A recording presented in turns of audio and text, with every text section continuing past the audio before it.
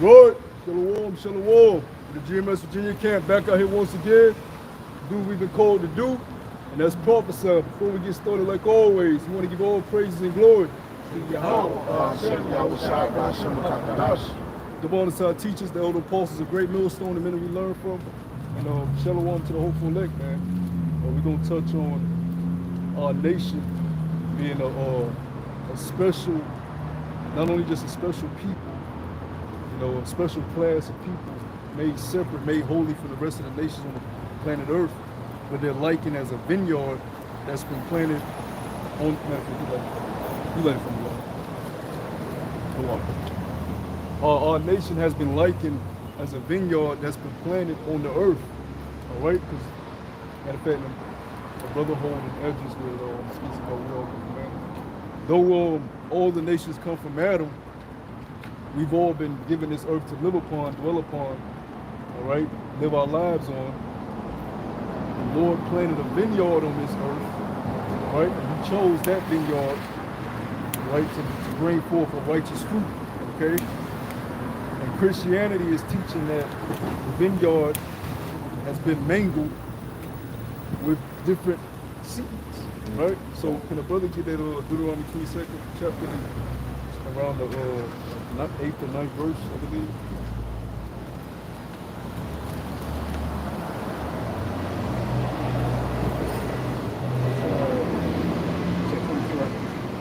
Yeah, so verse 9. Deuteronomy 22:9. Thou shalt not sow thy vineyards with diverse seeds. Now, this is a law. Now, one thing you'll notice about our Creator, Yahweh, he does everything based off of His own law, right? All creation is based off of His own law, okay? His timeline, everything that He does is based off of His law. The land Sabbaths, the feast days. Even our Lord Yahweh Shai, if you pay attention to His journey, He was fulfilling the feast days as He was here on earth, all right? Salt, unleavened bread, right? He was a fulfillment of those feast days that you see on that menorah, right? So a lot of things that you read in Leviticus, Deuteronomy, the Lord is basing the things that He's doing off His law. He says there's no mixing of the seeds, right? So that goes into food, that goes into sex. You have this thing now under Esau's rulership. Under Esau's rulership, as the ruler saw the people, people like you got two guys having sex with one girl at the same time. Shit, 5 guys. You know what I'm saying? Mangling seed. That's an abomination. And orgies and gangbangs are a common act in this kingdom. All right, when you go through history, mainly in Esau's kingdom, orgies and gangbangs was a normal thing. Ancient Greece, ancient Rome, those were normal things people did. So when you fast forward to our time, it shows you that we're still under the rulership of Eve because these things are taking place. At a high level too. At a very high level, to the point that they put it on video for you to consume. Right, it's a click away from your child. Your 10-year-old child can get on this pad and just click on the orgy. Right? So read that law again. It says, thou shalt not sow thy vineyard with diverse seed. Yeah, so the Lord has planted a vineyard. All right, that vineyard is Israel. All right, but we're going to further expound on that in Jeremiah when we get there. But that vineyard is Israel. Now, pursuing the Christianity, you're saying that He's mangled His own, because He's basing it off His law. You're saying that He's mangled His vineyard with diverse seeds. Right? What seeds are I'm talking about? The seeds of the other nations. If you planted a vineyard, and you didn't say the seed of Moab can be planted in this vineyard, but He clearly say this vineyard is for Israelites only from the stock of Abraham, Isaac, and Jacob. And you come and say Moab can plant a seed there, you're defiling that vineyard. You're mixing the seeds. All right? You cannot enter into the congregation of the Lord. There's even a law that says a bastard cannot enter into our congregation. You go into that word bastard, it's talking about a dude who may have had an Israelite mother, but his father was a heathen. Right? Now, Esau and his shit, they'll tell you, no. They'll base it off the father was, he's a bastard because his father or this, that, and the third wasn't of the royal lineage. No, he's a bastard because he doesn't come from the lineage of Abraham, Isaac, and Jacob. Or it could have been some wild incestual act. You know what I'm saying? But it's really talking about heathens. Oh, I got it right here. This Deuteronomy chapter 23, verse 1. It says, he that is wounded in the stones will have his privy part. Make sure to the verse 2. It says, a bastard shall not enter into the congregation of the Lord. Even to his 10th generation shall he not enter into the congregation of the Lord. And it says, verse 3, an Ammonite or a Moabite shall not enter into the congregation of the Lord. Even to that 10th generation shall they not enter into the congregation of the Lord. Yeah. Oh, I forgot that scripture mentioned Moab and Ammon, right? So that's the mixing of the seed. You're mixing other nations into the Lord's holy vineyard. All right? That's what Christianity is teaching. The splicing, that's what he does. He splices seeds, right? Fruits. You get these seedless watermelons, which are watermelon without the black seeds. They'll have the white seeds in them. But that is a result of him mixing the regular watermelon with the fake shit, and it strips it of its nutrients, right? I've been drinking a lot of watermelon juice, like pure watermelon juice, you can feel it. Like you get your electrolytes from fruits. And now they, like, how we was talking about Esau merchandise, everything, wants to make money off everything. So he'll say, you get your electrolytes from Gatorade and all these goddamn drinks that he had made concocted up with all this poison in it. And really, you're supposed to get your electrolytes in your fruit juice. You get more electrolytes, potassium, calcium in the food that comes from Earth than you do from any of these name brand chemicals that he's conjured up in the store. But he promotes it as but then you got a migraine for drinking that shit because all the colored dye that's in it, the blue flavor, the grape flavor. Yeah, you drinking nothing but color, man, colored dye. You read the ingredients, they tell you they got salt in there, sugar, and all that stuff. But it's supposed to be healthy. It's supposed to be an energy drink. The same thing with let's see, what's it called, body owners. They'll tell you like stuff like this. Talk about, it says natural flavor, sweetness, coconut water. Yeah, what is natural flavor? They don't specify what natural flavor is. Yeah. Natural can mean anything. It can mean natural from the lab. Yeah. They're not specifying what that is. Man. What the fuck is natural flavors? But that's the trickeries of the devil. But let's go back to that. Okay. You read one more time? Yeah, Deuteronomy. Back in Deuteronomy 22:9, it says, thou shalt not sow thy vineyard with diverse seeds, lest the fruit of thy seed which thou hast sown and the fruits of thy vineyard be defiled. See? Now once you mix the seeds in the vineyard, then the fruit that comes out of that vineyard is defiled. What has happened to the nation of Israel? Right? Can a brother give me the scripture where it speaks about Israel being compared by cucumbers, like in the field? Because our nation has been defiled because we're mixed amongst these other nations. Their customs, their philosophies, their school systems, their ideologies, their religious beliefs. You come up on the Jake and this nigga golfed it. He got the dark eye paint. He got Satan tattooed on his back because he's grew up amongst a heathenistic bullshit, right? The mixing in the vineyard, man. That's you got it. Go ahead, bro. I'm gonna start up at 7. It's Isaiah 1:7. Your country is desolate. Your cities are burned with fire. Your land, strangers devour in it, devour in your presence, and it is desolate, as overthrown by strangers. And the daughter of Zion is left as a cottage in the vineyard. See, we're in the vineyard. He planted his vineyard. Go ahead. As a lodge in a garden of cucumbers, as a besieged city. We're besieged though. Right? When a city is besieged, that means your gates are no longer standing. You don't have the watchman at the top of the gate sounding alarm. Your gates are fucking thrashed. People are running in and out, taking what they can get. The scriptures say in the book of Obadiah, in that day they said, raise it, raise it. When the Babylonians came in, Esau was cheering the Babylonians. Get him, get him, get him, get him. They running through our gates, taking our trip, running out, taking our riches, you know, the spoils of a besieged city. So you fast forward to this time, they got all our history in their vaults, all right, ancient Bibles in their vaults that prove who we are. We colored the pictures, right? The ancient artifacts with the Paleo-Hebrew seals of brothers that lived on the earth, all right? Pottery from brothers' houses inscribed in the Paleo-Hebrew with their names and stuff like that, all right? They've marked the trails of our journey during the wilderness, right? Going through the journey through the sea from Egypt.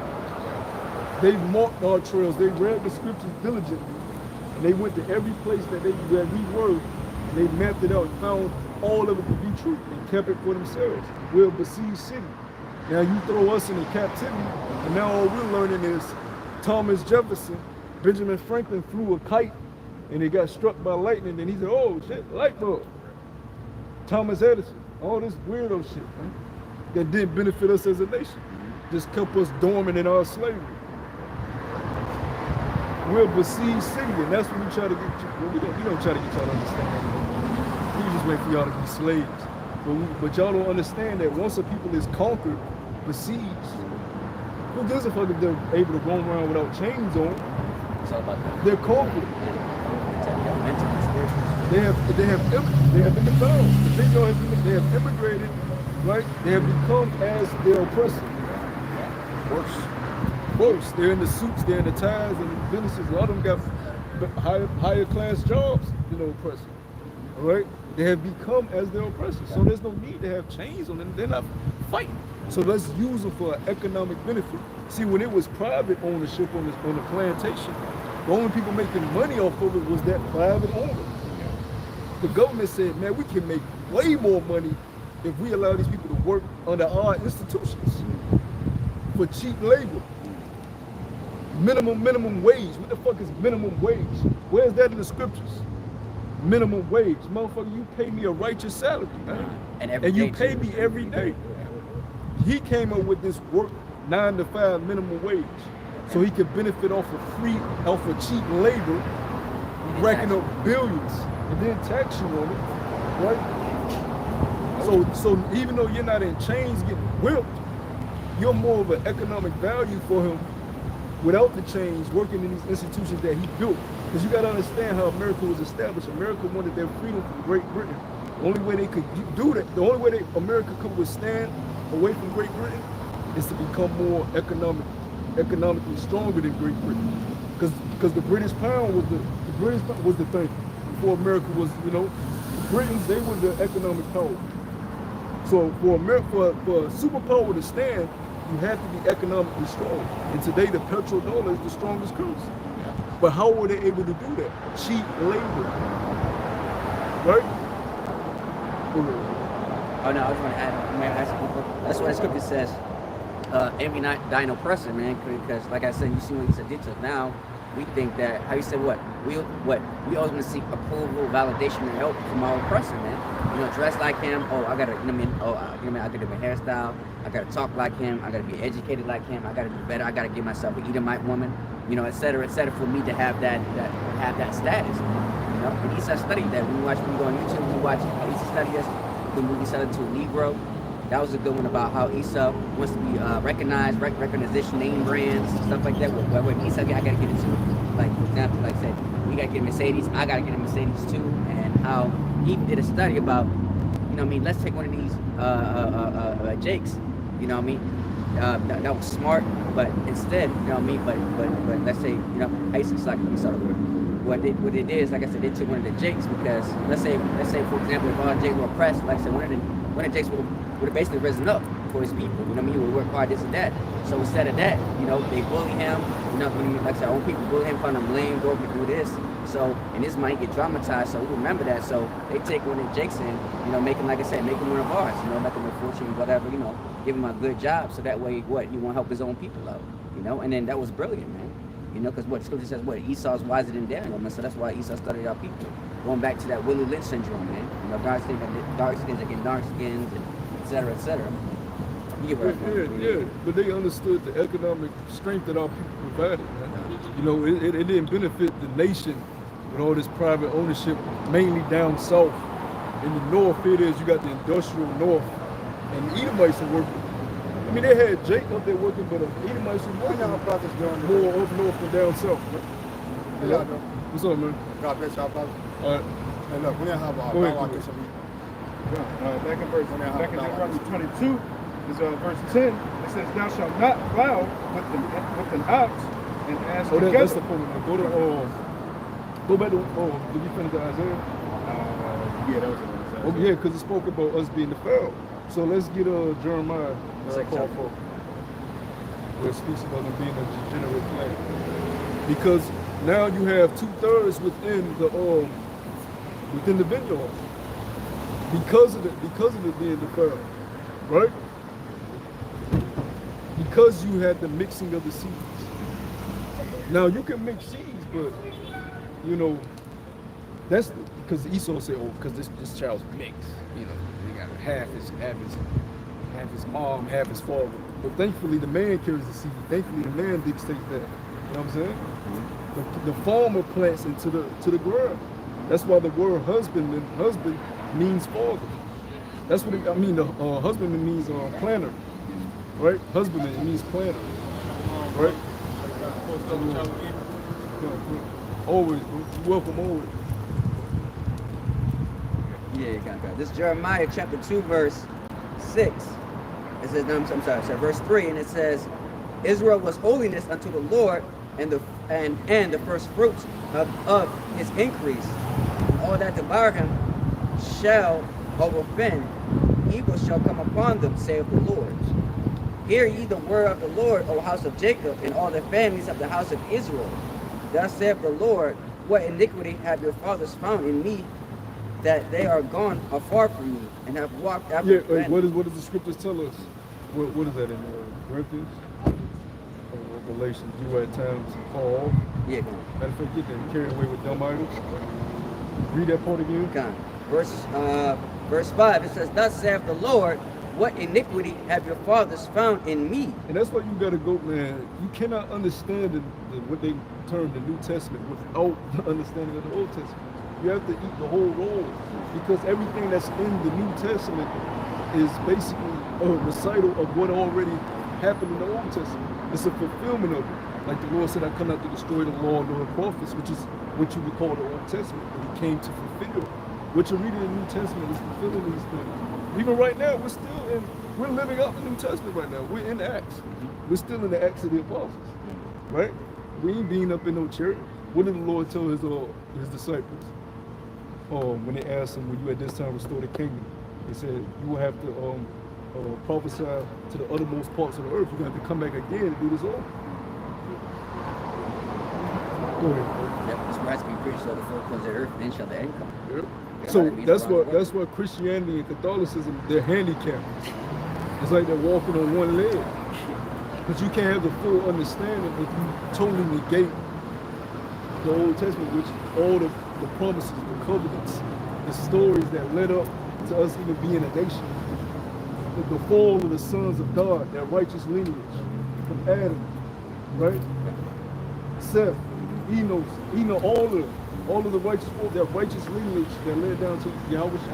You negate all that when you say don't read the Old Testament, and you totally negate the sons of God.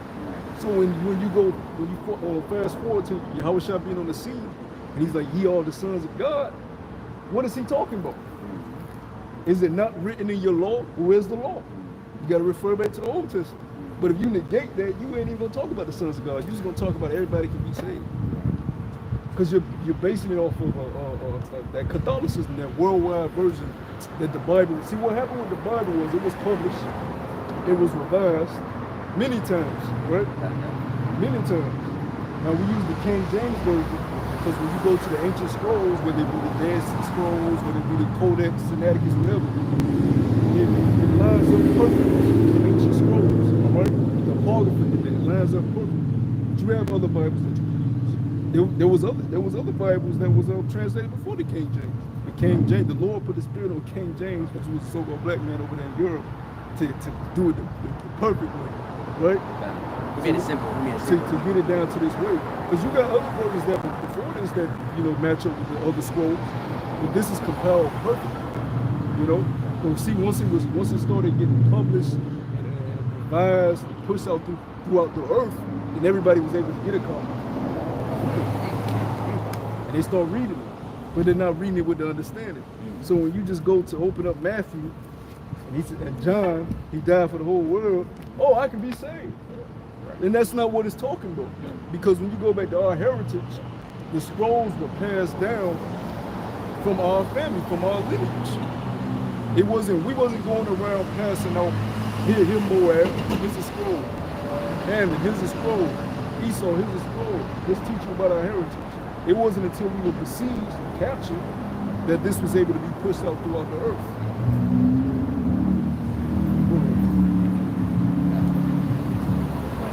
And King James had to fight. They wanted to put him to death. He had to fight he was going through hell up there because during that period of time, Esau was coming into power again. So they had to, sneakily do this, man, and push it out. But Esau ultimately got his hands on it and used it to his advantage. Because why? We was enslaved during that time. Renaissance had already happened. So this wasn't a detriment to them, right? Because nobody knew they was here. So we can use this to our advantage. We're the saints. They're the slaves. Servants, be obedient to your masters. And then now they're taking that totally out of context. No understanding. Going to what you're saying, we had to have that falling away, us losing our heritage, them dibbling and dabbling with the scripts of the Heavenly Father. This 2 Thessalonians 2 and 3, that said, let no man deceive you by any means, for that day shall not come, except they come a falling away first, and that man of sin be revealed, the son of perdition. And we see who that is now. But in the same light of the topic, if we had to come to further draw unto these other nations, and show us, hey, this ain't where it's at. We're not going to truly be one with our power unless we away from these other nations, following their philosophies and everything else that's adverse to the Heavenly Father. Go ahead, bro. 1 Corinthians, this 1 Corinthians 12. Let me get right to the point. It's verse 2. It says, ye know that ye were Gentiles carried away unto these dumb idols. Who is he talking to? Who is he talking to over in the book of Corinthians? The book of Corinthians. The church of Corinth. Who was part of the church of Corinth? Where is Corinth? In Greece. Who had occupation of Greece during that time? Who had control of Greece during that time? Was it the Southern Kingdom? Or were they being occupied? Last time I checked, in the apocrypha that was taken out of the Holy Scriptures, they were putting holy hell on our people during the time of the Grecian Empire. They said if we find you with your scrolls, and you trying to read these scrolls, we're gonna put your ass to death. Right? So these churches had to be formed in secret. When you open up the New Testament, you read these Corinthians and Galatians and these passages, these are letters that were written afar off to brothers that were hiding from oppression. Scriptures tell you, Yahweh Shah said, look, this night the shepherd shall be smitten and the flock shall scatter. He was crucified, the followers had to flee. Because now everybody was being, you a follower of that blasphemy that was just crucified. So these churches had to secretly form. So these letters were sent out. To let brothers know how they should conduct themselves. Right, brothers were reporting in from different places. Brothers who had to travel far. For you guys that got excuses, well, I gotta go this far, I gotta go that far, and they was taking boats just to meet up to certain places and get certain things. This is serious. This is how serious this truth is. Everything else is secondary. You put anything before that, you ain't worthy of Yahweh Shah. Period. There's no gray area. Go ahead. Read that from the top again. It's 1 Corinthians 12 and 2. You know that you were Gentiles carried away unto these dumb idols, even as you were led. Carried, you know that you were carried away. That's a key phrase, carried away. You can't be carried away from something that you were never born of. You know, his brothers, somebody carries him away from me. Obviously, he had to be with me or something. So this couldn't have been talking about a heathenistic nation. Because how can they be carried away from their Lord that they didn't form a bond with, man? Right? That's why we brought out with the mixing of the seeds in the vineyard in the beginning. Because when you mix those seeds, fruit there becomes defiled. And that's what you see amongst our people. You see it. Did we do that Jeremiah? Did we finish that Jeremiah? No. Finish that off real quick. Going back to Jeremiah chapter 2, verse 5, it says, Thus saith the Lord, what iniquity have your fathers found in me, that ye are gone afar from me, and have walked after vanity, and are become vain. Neither said they, Where is the Lord that brought us up out of the land of Egypt, that led us through the wilderness, through a land of deserts? 6. Go to that verse 2.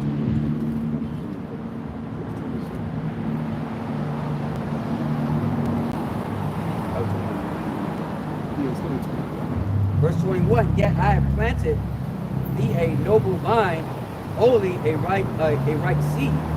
How then art thou turned into a degenerate plant? A degenerate plant, right? I see that one, degenerate plant.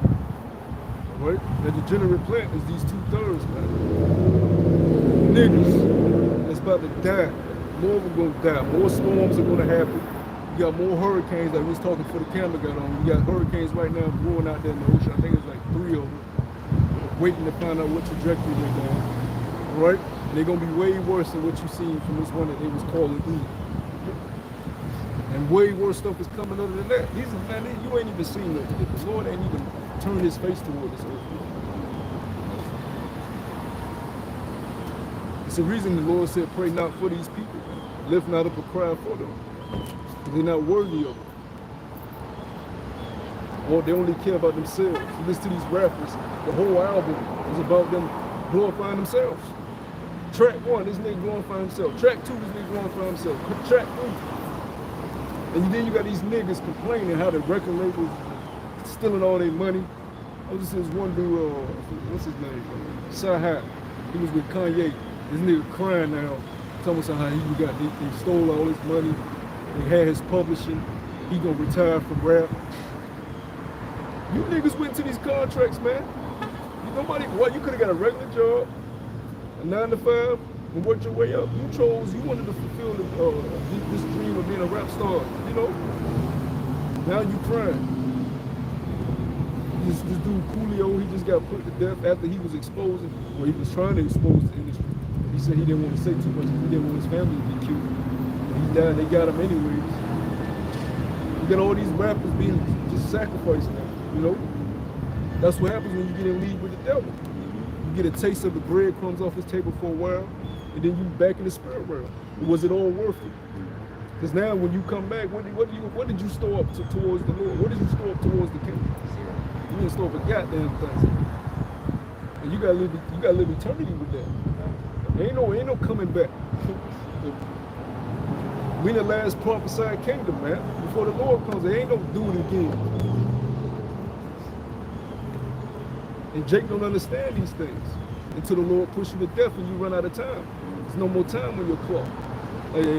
What's his name told Rocky? Paulo, he said that Rocky was like, let's do it tomorrow. He said there is no tomorrow.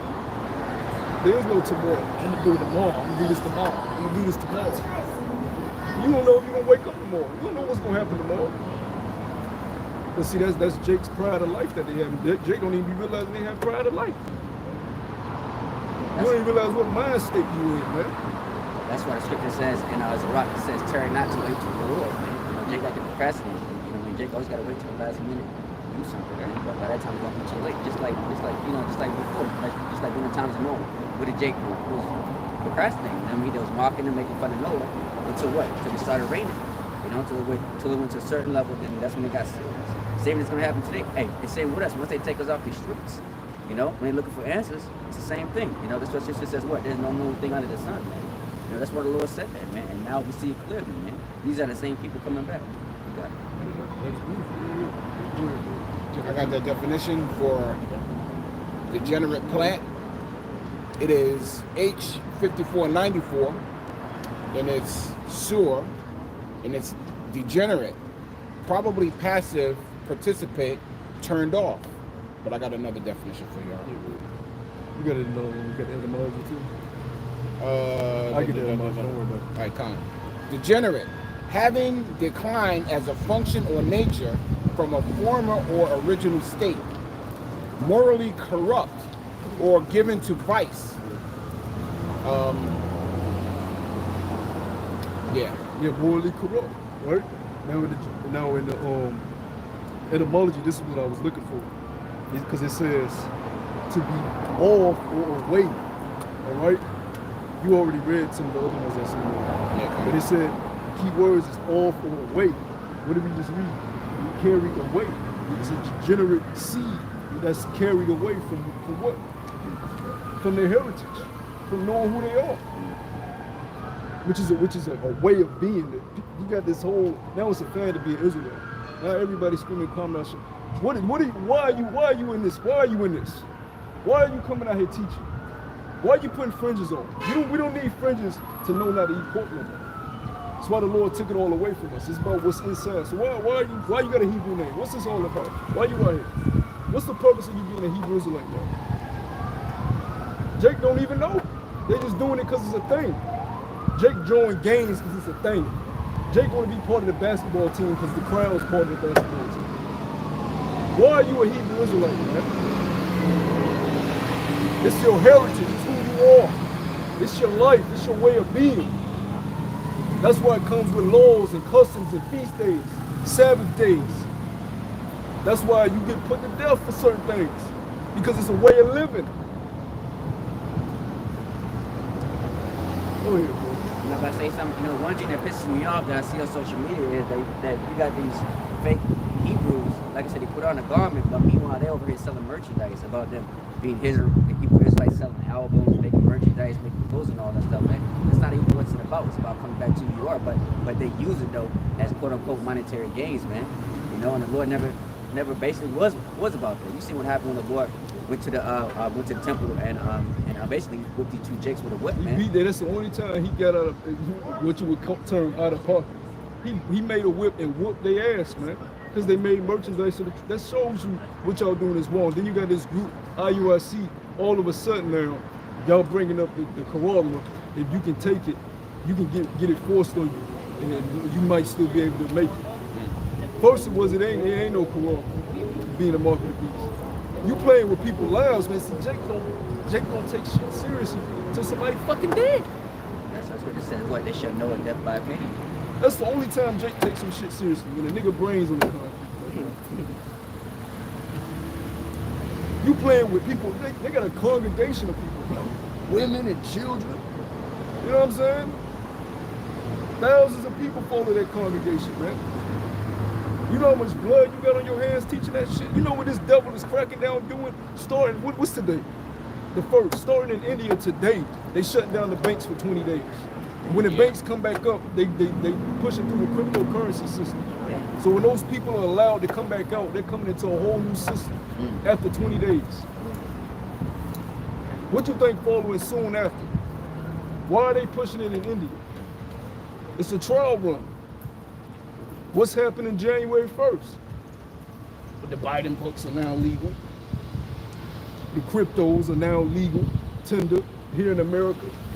And see, they're not gonna allow you to use that crypto without that corona. Because you got a lot of people that's been stacking up on crypto that was ahead of the game, that knew about crypto. And they basically millionaires in crypto. Your average Joes, niggas in college and shit, got millions of dollars worth of Bitcoin and XRP and all those other names of cryptos. So Esau is not gonna allow you to go into his new system, all you niggas being millionaires. Why you think they shut down the system over there for 20 days?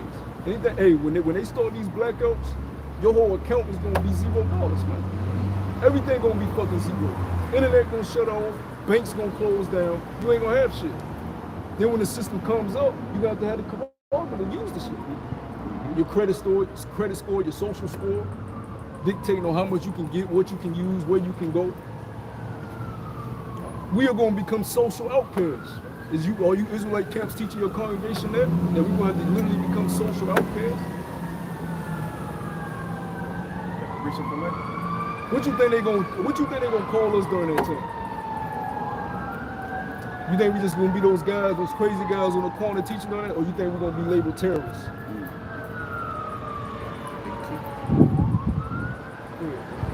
This Revelation 2 and 10, it says, fear none of those things which thou shalt suffer. Behold, the devil shall cast some of you into prison, that you may be tried, and you may have tribulation 10 days. But be thou fearful unto death, and I will give thee a crown of life. You know, when the Rockets come, you know, they start to play games, you know, with all the social constructs, and people are against you. Hey, man, you're supposed to put your trust more and more in the Heavenly Father, knowing that your redemption draws nigh. See? So hey, we pray that the Lord continue to give us more and more faith. You see? Okay. Go back to Jeremiah chapter 2, verse 21, go back to 21, and it says, Yet I have planted the whole noble vine, wholly a right seed. How then art thou turned into a generous plant of a strange vine unto me? Of a strange vine. Right there goes that word strange. Now let's refer back to the Old Testament again. What was Jake known as? Say again, bro. Strangers. You know what I'm saying? We got precept good man, you go and get it. You know, hey, what did the Lord, matter of fact, get on where it says he told Abraham the seed should be strangers in the that they know not. Because then you get that word God, right? What does the word God mean? Stranger. Where did the word God come from? One of his sons, which was Gershon. For foreigner, right? The term Gentile is not but the same Old Testament term of foreigner, stranger. That's all it is. It's the same thing that was applied to Jake in the Old Testament. And it would tell you how to deal with a brother that was foreign to our own land that we was dwelling. You wouldn't deal with him like the heathen nations unless he acted as a heathen, and you would treat him as a heathen. Yeah. There's a law on that. You see, it's impossible to understand the Bible without compiling the whole thing and reading it, you know, as a whole scroll, not just taking select parts. You know? Go ahead, bro. If you want to read the Bible as a story, just read it from Genesis on through. But if you want to get the understanding, you need teachers, man. You need a spirit working with you, you need teachers. And then once those teachers show you how to understand the Bible, then you need to sit down and open the Bible and study. You go deep, immerse in it, like a woman. Right? When the scriptures speak about the woman, it's talking about this wisdom, right? The same way you go out of your way from these chicken heads in the world, you're supposed to do that with the scriptures. Actually more. Because the scriptures will never forsake you. The scriptures will never lead you wrong. Really, you're supposed to be opening the Bible every night, man. We ain't perfect, but really, that's what you're supposed to strive for, man. Whether it's 30 minutes, an hour, you need to be sitting with your woman, man. Or else you ain't building yourself up. Now, we all gotta grow. We all have different gifts. Some brothers are better teachers. Some brothers are better prophets. Some brothers are healers. Some brothers are charitable. We all have different gifts. But how can you amplify your gift if you're not supping with the Lord? You're just staying stagnant in what you are. 4 years later in the truth, you still the same. 5 years, 6 years, you still the same. You got dudes who've been in the truth 10 plus years, bro, stagnant. That we be hearing about. That's on their way out as we speak. And that's another thing. Hey, this is about to tighten up because we're moving into serious times, man. And a lot of brothers are going to find themselves on the outside, man. This is not a game, man. This is life or death. Brothers are putting their lives on the line. Brothers are doing everything possible to make sure that we're right, us first and foremost, and the brothers around us are straight. So we can go into Jacob's trouble with our mind right, man. Go ahead, man. Go ahead. Did you get that Genesis? Oh, I got the Exodus. Yeah, yeah, This is Exodus 2 and verse 21. It says, and Moses was content to dwell with a man, and he gave Moses Zipporah his daughter, and she bare him a son, and called his name Gershom. For he said, I have been a stranger in a strange land. See? Was he a heathen? Or was he a stranger in a strange land? So when you get numbnuts, you know, like him who should not be speaking, when we tell them those terms, stranger, Gentile, foreigner, those are terms, not nationalities, they can apply to an Israelite. Where's your answer for that? There is no answer for it, because you don't have the understanding. Right? I don't give a damn how many scriptures you know, man. You don't have the understanding.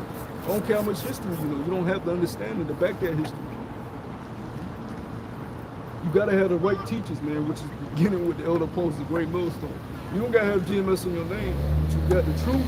The spirit dwells with the men of great millstone. We can go through all the other camps, and they ain't teaching how they supposed to teach.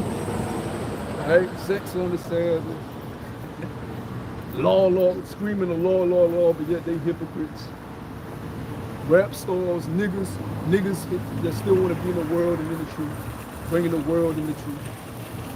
On Clubhouse trying to bring in every Ray and Day from the hood in the truth, just to get members.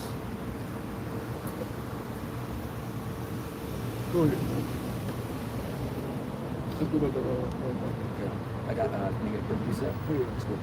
This is Romans chapter 10, verse 14. It says, how then shall, I'm gonna start verse 13. And it says, for whosoever shall call upon the name of the Lord shall be saved. How then shall they call on him whom they have not believed? And how shall they believe in him whom they have not heard? And how shall they, and it says, and how shall they hear without a preacher? And how shall they preach except they be sent? As it is written, how beautiful of them that preach the gospel of peace and bring them good tidings and of good things. So, you know what I mean? How you supposed to know the name, you know what I mean, if they be sent, man? You know what I mean? Who are they? The apostles, man. Because what? You got to learn from somebody, you know? You just can't learn, how you say, you just can't wake up and say, oh, Deuteronomy 28, verse 68, I'm an Israelite. No, it don't work like that, man. You know, the Lord set out certain people. And that's why what we give double honor to the elders, man, because and also their elders before them, because they're the ones that woke up with the truth. That's why what the Lord gave them the understanding, man. And for us, they gave us the understanding. So now it's our job to teach our people who they are, man. You know what I mean? It's basically like a chain of command, man. You know, and like I said, it's your job, man. You know, when the time comes, man. So you know, so people want to say, well, this and that, but at the same time, though, we got to learn from the right people, man. You know, Scripture says what? You shall know them by their fruit. How do you know them by their fruit? Well, that's when you got to do your search, man. You know what I mean? You got to do your research. You got to look spiritually. Okay, well, those men are out consistently. You know, they diligent. Well, they true, but for some odd reason, they're not coming out as, you know what I mean, during the winter time, you know what I mean, compared to these other camps, man. You know, you got to use your a spirit of quote unquote discernment, man. You know, well, you got it. If I may, a lot of people don't even believe that the true prophets are even here, you know? Because what if some don't believe? Here it is, you know, you got a small congregation teaching and preaching the word, but the people still don't acknowledge the fact that the Lord sent his prophets last. They just don't want to believe it, you know? Yeah. And the same was Noah after death by pain.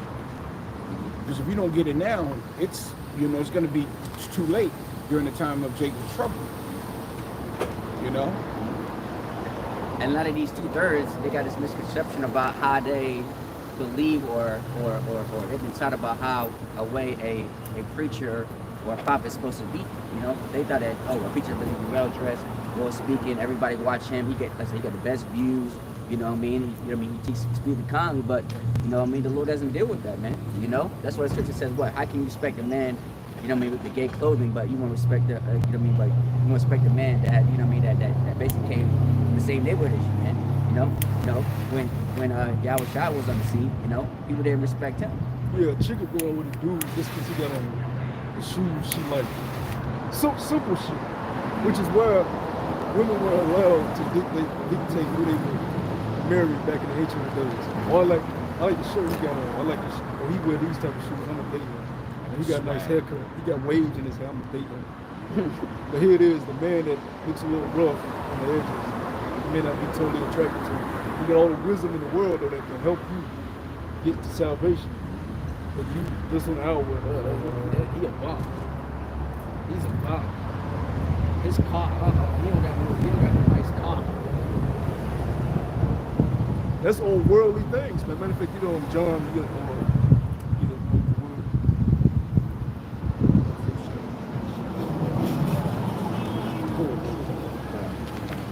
And it says, John chapter 2, verse 22, and it says, "For though thou wash thee with nettery, and take heed with soap, yet thine iniquity is marked before me, saith the Lord power." It says, how canst thou say, I am not polluted? read that quote again. Verse 22, and it says, for though thou wash thee in nettery, and take heed in much soap, yet thine iniquity is Yeah, marked. because Jake used to take that hyssop and wash their hands with hyssop soap, try to clean it. I said that's another thing we used to do too. That's been sin. You know? I said, none of that carnal shit is gonna work, man. Go ahead, brother. God. And it says, yet thine iniquity is marked before me, saith the Lord. So no matter how much you try to clean, like I say, you still stay. You know, like I said, that's fiction.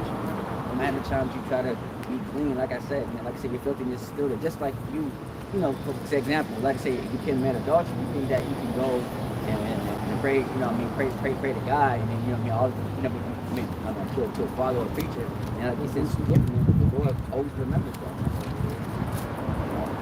that. Verse 20, going back to verse 23, it says, how canst thou say I am not polluted?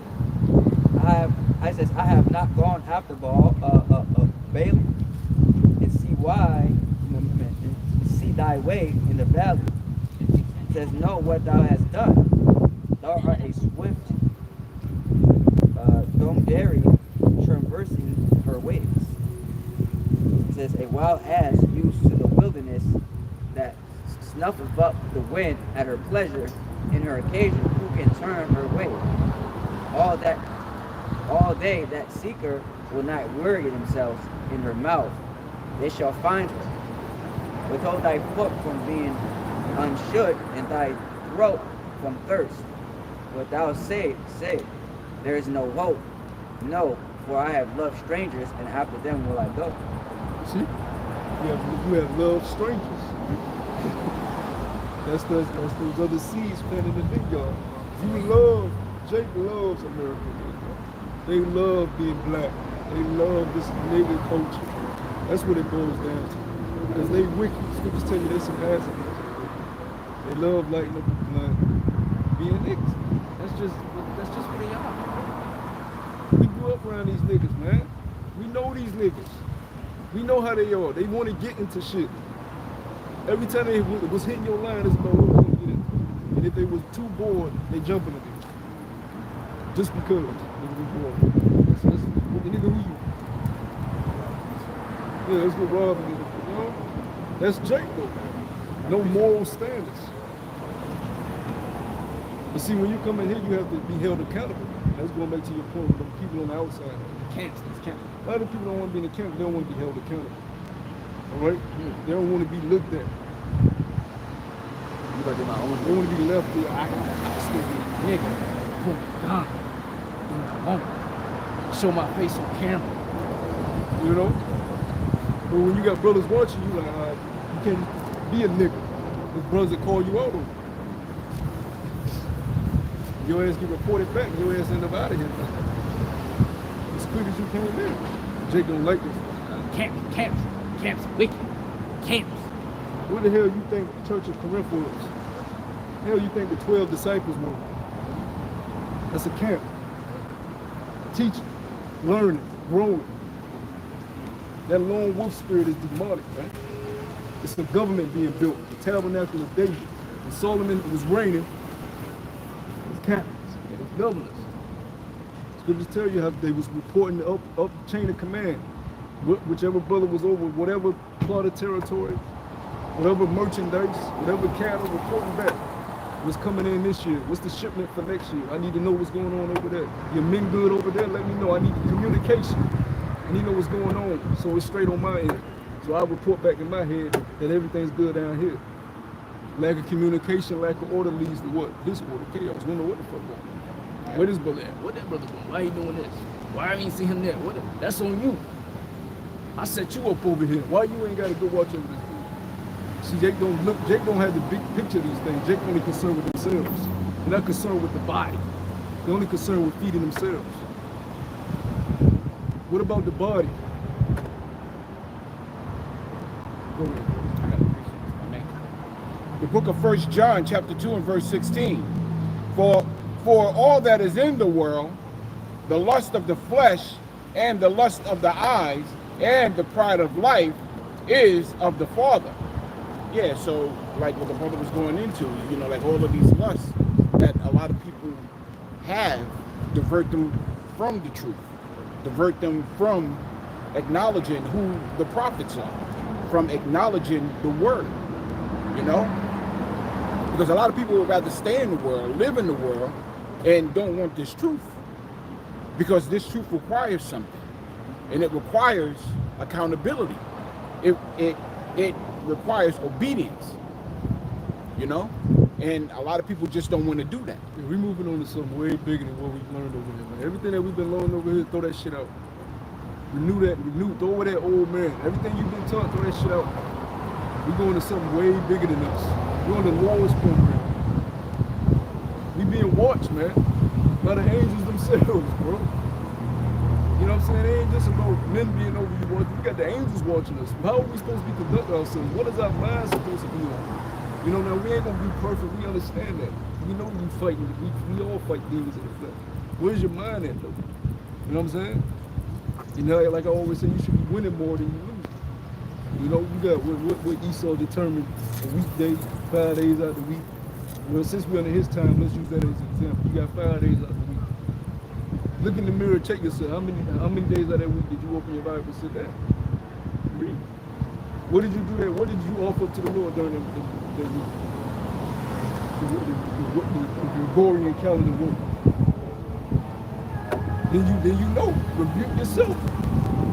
For the Lord do it. Because the Lord will have you in the truth 10 years. He'll have you in the truth 15 years. And then judge you. Our time is not the Lord's time, man. All of us been in the truth to the Lord a couple seconds.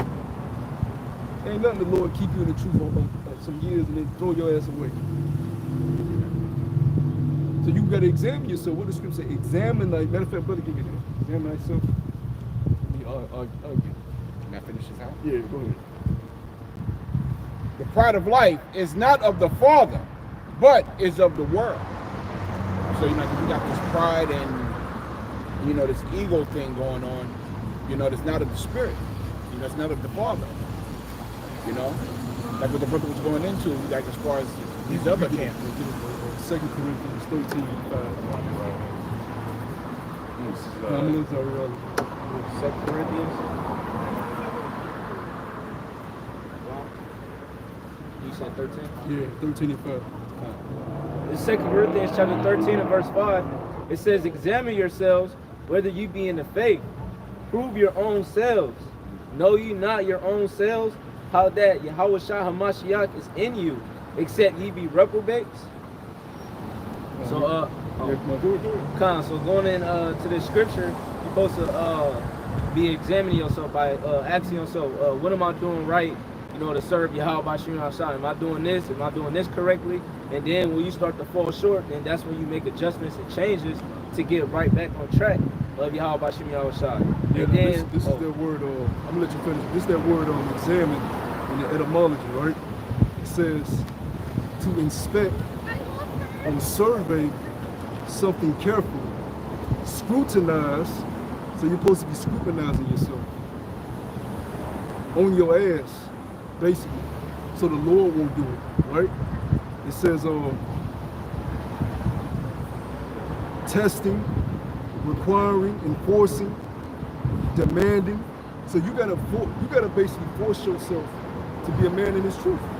You gotta demand things of yourself in this truth. No, I'm gonna do this. I'm gonna set out a timeline. I'm gonna do this for the Lord. on Monday. I'm gonna do this for the Lord on Wednesday. Whatever. You know what I'm saying? Brothers be forgetting the Lord's Sabbath. That's something light. That's the Lord's Shabbat.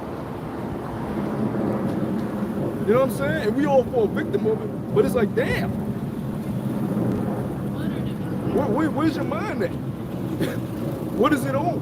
Because if it's on the Lord, you ain't gonna forget these things. You're gonna be on it. If it's on other shit, of course you're gonna forget it. That's why you gotta scrutinize yourself, examine yourself. Let me make sure I get on this shit so I can be better. I just did that this week, so fuck it over. I just, you know. Go ahead, bro. 2 Corinthians 13:5, it says, examine yourselves whether ye be in the faith, prove your own selves. Know ye not your own selves, how that Yahushua HaMashiach is in you? Because Yahushua HaMashiach is the word, man. So you gotta have this word rooted inside of you, man, so you can be able to endure, you know, the evil days, especially during the days of the week when Satan comes to tempt you. And then it says, except ye be reprobates. When you go into that word reprobates, it says, out of chemos, it says not standing the test, not approved. It says unfit for. It says unproved, reprobate. So you got to be fit for this truth, man. It's not for everyone. And that's pretty much it. Let's do it, bro. Good job.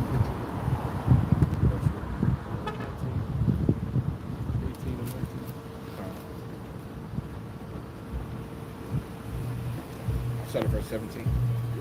The book of John, chapter 15 and verse 17. These things I command you, that ye love one another. Yeah, you know, that's a commandment. Love one another as if you love yourself. Because if you did that, then you will follow the law. You know? If the world hate you, meaning the world of Israel, hate you, you know, or ye know. And that love is not worldly love. Because it goes back to that examining. If you love your brother, you make sure he's doing the things he needs to do to be a man of the Lord. So he could be on the track of salvation. In the world, niggas let a nigga do what the fuck he want to do. It's called love. Though he's destroying himself. Nigga can be hooked on crack, but let him be because that's making him happy. That's not love if you see the man destroying himself. When you rebuking a man, scrutinizing him, examining him, that's out of love because you want him to be a better version of himself through the spirit of Yahweh Shah. Now you also make sure you build brothers up. You show brothers the way to go. You know what I'm saying? But like they say, you lead a what's that saying? You lead a horse to the lake, can't make him drink. You know? You're supposed to be leading bros, man. All of us. That's love. Leading a brother to salvation, which is what? Showing him the ways of the Yahweh Shah. Go ahead. Just to clarify, Christianity teaches warm love. Let people be fans. That makes them happy. Love them. It's not love, man. No. Ye know that it hated me before it hated you. If ye were of the world will love its own. And the world will love you if you a nigga. The world will love you if you rob, steal, cheat, commit adultery, and do all of these abominable things. You know, eating abominable foods and things like that. The world will love you. Your grandmother would love you if you did these things. Because ye are not of the world, but have chosen you, Salah. But I have chosen you out of the world, therefore the world hateth you. The world hates you because you're not doing what the world is doing.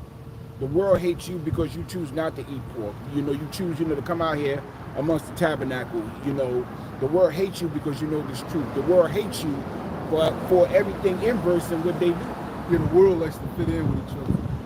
You know, everybody agrees on Instagram and the shade room, all this shit. And you have brothers coming to faith and feel ostracized by the world. They don't like me at my job. They don't like me when I go out. Well, who gives a fuck about their opinion? The Lord hates them. So you rather be liked by the Lord or by these people? And you encounter new people every day. So who gives a fuck about who these people you around, man? Jake want to be fitting in with people who's irrelevant. Hey, let me say this so he'll think I'm cool. Let me act like this so he'll think I'm cool. You only be worrying about the Lord thinks you cool in his eyes. Everybody else's opinion don't matter, man. Go ahead, bro. Because it's all vanity. Oh, I like how he look. I like the way he dressed. No, we can't. When brothers get beamed up, Lord willing, we part of that number. We don't know. But if brothers get beamed up, we're not taking out these name brand clothes. We getting whole new bodies. We don't even know what type of garments we gonna be wearing, man. All this material shit that don't mean a goddamn thing. And it's been said many a times, you know, materialism. But I mean, it's true. Because that's what, as the ruler saw the people, everything Esau loves, the people adopted. Oh, materialistic things, money, gluttony. That's why you see obesity run rampant in America. You go to these other countries, you don't see obese. But I see a chick on my way here, go neck up the head, all on the steering wheel, completely unhealthy. But as the ruler saw the people, you look at eat, he just eat, till he can't eat no fucking more. He don't eat for nourishment, he eats for pleasure. He gets as much money as he can, keep to get money, and just harvest it. Greed. And what do? People will stab themselves in the back for fucking money. Learning the attributes of the rule. Go ahead. Quick.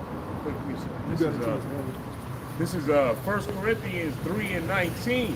For the wisdom of this world is foolishness with Yahweh Shem Yahushua. For it is written, he taketh the wise in their own craftiness. So like the brother was just saying, you know, this world pushes just to eat everything. You keep eating all that food, all this bullshit that's going to spoil this grease, this unhealthy food, what's going to happen? You're going to get high cholesterol, high blood pressure. You might have a heart attack. You might have a stroke. That's why it says in the latter of that verse, he taketh the wise in their own craftiness. You know what I mean? So, hey, man, it's person to put it, man. The ways of this world is not of the Most High. It's not beneficial. It's going to take you out of here at the end of the day. Like the brother said, yeah, we ain't perfect. We all, you know, come short. But what's the key? Adjust that for 7 times and keep us getting back up. We got to keep striving for the, hey, Sirach 4:28 says, strive for the truth and to the death of the Lord Yahweh shall fight for you. That's the name of the game. Yep. We all we consume, man. You know? We all we consume now. We grew up in this world. We was born into this world. Right? So we just got thrown into this age. So everything that we adopted, that's why it's about breaking off the old man. Everything that we were given, you know what I'm saying? We had no control over it. Your parents might have been divorced. You know, you were born into a single parent household. Your family could have been just completely bug outs. You was born into that. You had no control of it. So that means you had a harsh life growing up, which means you adopted, you know, customs that were foreign. You might have hanged out on the streets a lot. You know, you might have had harsh experiences that shaped your mind. It caused you to have certain traumas and certain thinking processes to the way you talk now, the way you act, to the point you don't even realize it's just second nature, because that's who you were formed to be. And that's the struggle that you have to fight. Because now the Lord is requiring you, okay, I knew I threw you in that mess. I knew I threw you in a pit of hell, but now I'm requiring you as a son of God to pull yourself out of the mire and shake that shit off.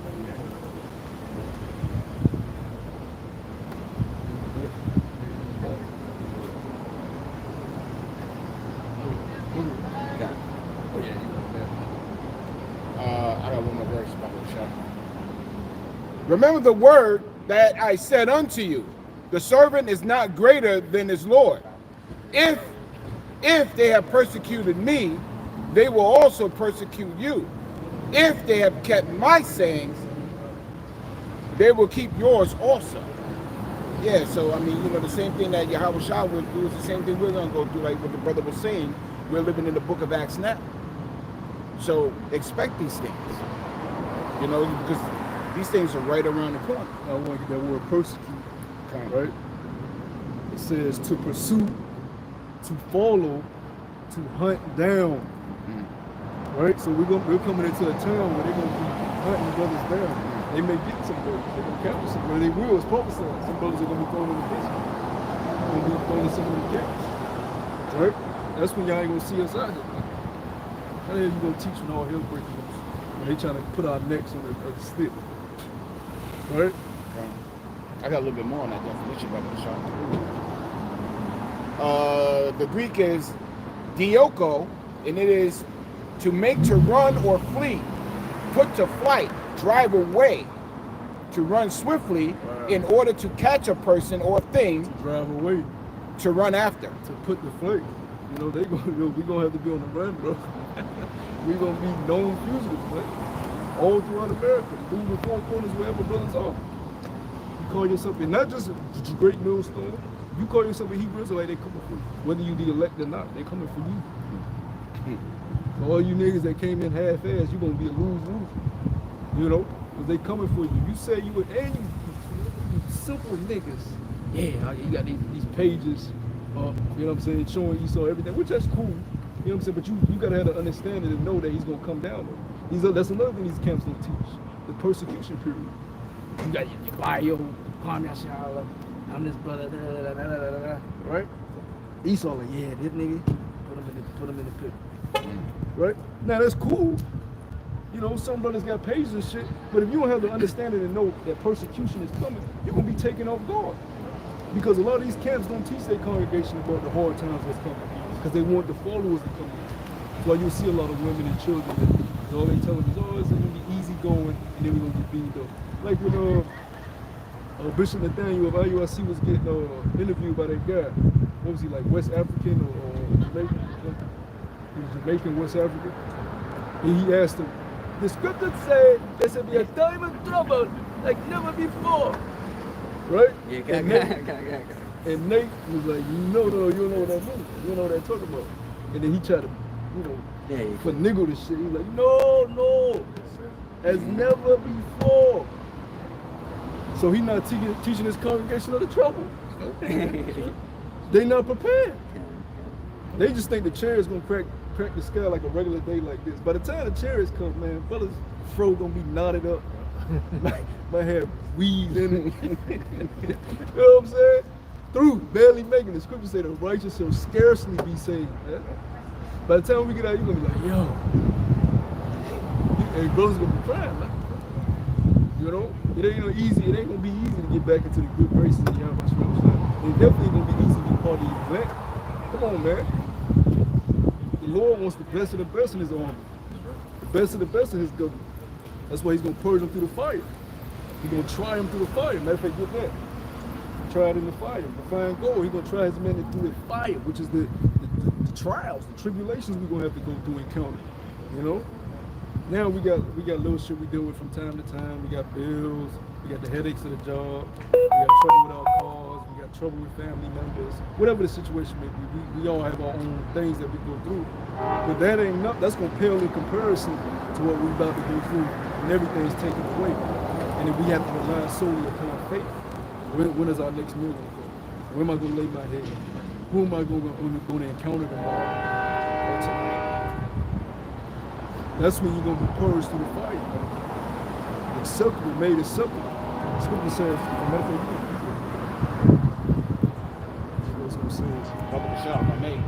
that's why, you know, it's important that you take not a care towards your life.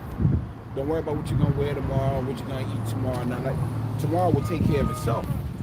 Do what you need to do today for your salvation for tomorrow. You know, and that's what's gonna throw a lot of people off, because a lot of these people are used to eating today for tomorrow. You know, getting their clothes ready for tomorrow. The scriptures say don't worry about those things. You know, we will lean on Yahweh Hashem Yahushua. You know, let them lean on the word. If I may, I want to say something too. Brothers talking about, brothers that's making pages, Kwame Ashala, Esau the devil, whatever. We all got to carry our own cross, right? We don't have to make it heavier than what it needs to be. The scripture said, even though things be lawful, it's not expedient. that's why we talk about, you know, yes, it's the Lord or wear the fringes. But it's not smart right now to be walking around with a big staff and fringes talking about Kwame Yashala outside. You make yourself a target. So when you brothers that are on these pages screaming Kwame Yashala and, you know, telling everybody what it is, Isaiah 58:1 tells them, unless you know to tell your people who they are and, you know, tighten them up. But you ain't got to make it heavier than what you got to deal with. So expect when them people come and crack down on you, gird up your loins because you asked for it, essentially. You know. There's no wrong with it as long as you know what's coming with it. And then on top of that, you got these women. That's another women should not even be on these platforms. Now they coming for y'all too. You sisters, you so-called sisters, that's by yourselves, don't got men. It's all on these platforms, these social media pages showing you a Hebrew. They coming for y'all too. And what the hell y'all gonna do in that day? And a lot of these women are imposters. All right, the scriptures speak about the elect lady. The elect lady, those are rare women that we have not seen that the Lord has reserved for salvation. All right, brothers will tell you they own wives. They don't even. A lot of brothers will tell you, my wife might be lady. We don't know who the elect ladies are. So you encounter these women, hey, look, man, they just another woman. The Lord got the elect ladies hidden for a certain period in time. Why are they hidden? Because they're doing what a woman's supposed to do. They're not seen. They're not heard. They believe. They screaming, call me Ashala. You don't see them, but they're like, brothers, come on, brothers, come on. They in their house, brothers, come on. But you don't see it because they're doing what they're supposed to do. But the women that's all in the front, shalom, brother, yeah. What's your page? Let me get your contact. That ain't the elect lady. That's an imposter. The scriptures tell you what the traits of the elect lady are. But you'll see them in that due time. And those are going to be ones that say, hey, we'll let us be saved, let us take our reproach. Some of them, you know, or some, you're going to have some of the elect ladies that just ain't going to have a man. Lord, they just save them just off their faith. You'll see them in the chariot, cheering brothers on getting crowned. Yeah, we was cheering y'all on the whole time. Y'all was down there in Babylon. You know? You my man, I want you, I have my eye on him. Y'all wish I had my eye on him. Right? Brothers gonna be shocked when we get them, you're gonna be shocked to the things you hear and see, man. You know? Like I said, this thing is bigger than us. You don't know who watching, you don't know who seeing. A lot of these celebrities, bro, watch the hell out of the bunch. We don't need the credit now. We don't need, you know what I'm saying, we don't need the fame now. We want our Lord to get his fame and credit first when he comes down. He got celebrities burning sage, you know, all the earth, you know, it's incense now, throwing their beards. Kanye West got a big ass beard now. Rough beard, not edged up. You know, yeah, come on, man. Where he get that from? Yeah, he rough ass beard, not shaved up. That's all right though. You know, because we'll get the Lord willing with those men, we'll get the just due in due time. We don't want that right now. We want to go through what we got to go through. Matter of fact, the brother, we still get together. It's Ecclesiasticus 2, I'm starting to top. My son, if thou come to serve the Lord, prepare thy soul. But you got to check that shit too. When people be praising, on the comment board, you got to check that shit, man. Don't fucking praise me. You about to get me killed. Because you always say the Lord don't play about taking his glory away. You know? Hold on, you letting people praise you? You know what I'm saying? Now if it's the elders or a brother that's you be good, pick it up. That's different. When people tell me, hey, you cutting people up. Man, you the top dog. And you just soaking it all up. And you just trying to cut these people with the scriptures. Can't nobody beat me in these scriptures. I'm the man. The Lord will kill your ass for that, man. You taking the Lord's glory. Scripture say pride is not made for men. That's why the apostles cut that short real quick. Because we ain't shit at them. Yeah, you hear this, you got our elders telling you, don't stop giving us credit. And our elders. But then you got you guys that's running with it, because and they did that out of humility to tell us brothers who've been in 10 plus years that they can call us elders and things like that. And you brothers ran with it. You showed them the camps. I'm your elder. Go get me something to drink. Go. This is the type of shit brothers, but we heard brothers be doing. Go get me something to drink. Go run, get me this. Go do that for me. And brothers had to deal with this certain stuff, cause from their humility and from them just being in order. Until word gets down, we're like, what the fuck? Then you want the elders in, buddy. What's the elders? It ain't no counsel. Me and this brother tell you firsthand. Shit happened with us years back. Elders said, look, y'all had out. And it wasn't from our doing. It was from our old camp leader. Nigga, right? Elder Paul said, y'all out. You know? Because it's a way that you carry yourself, man. You got guys that's put in leadership positions being fucking tyrants.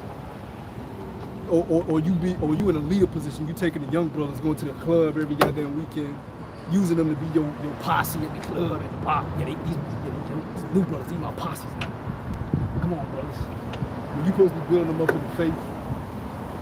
Now they following you, thinking it's okay to go to the club every week, drink all the damn time, not building themselves up in the scriptures. The Lord put you in a leadership position, man. It's to be an example of how to live a righteous way. Through humility, charity, conducting yourselves, humble. When you look at our elders, they humble.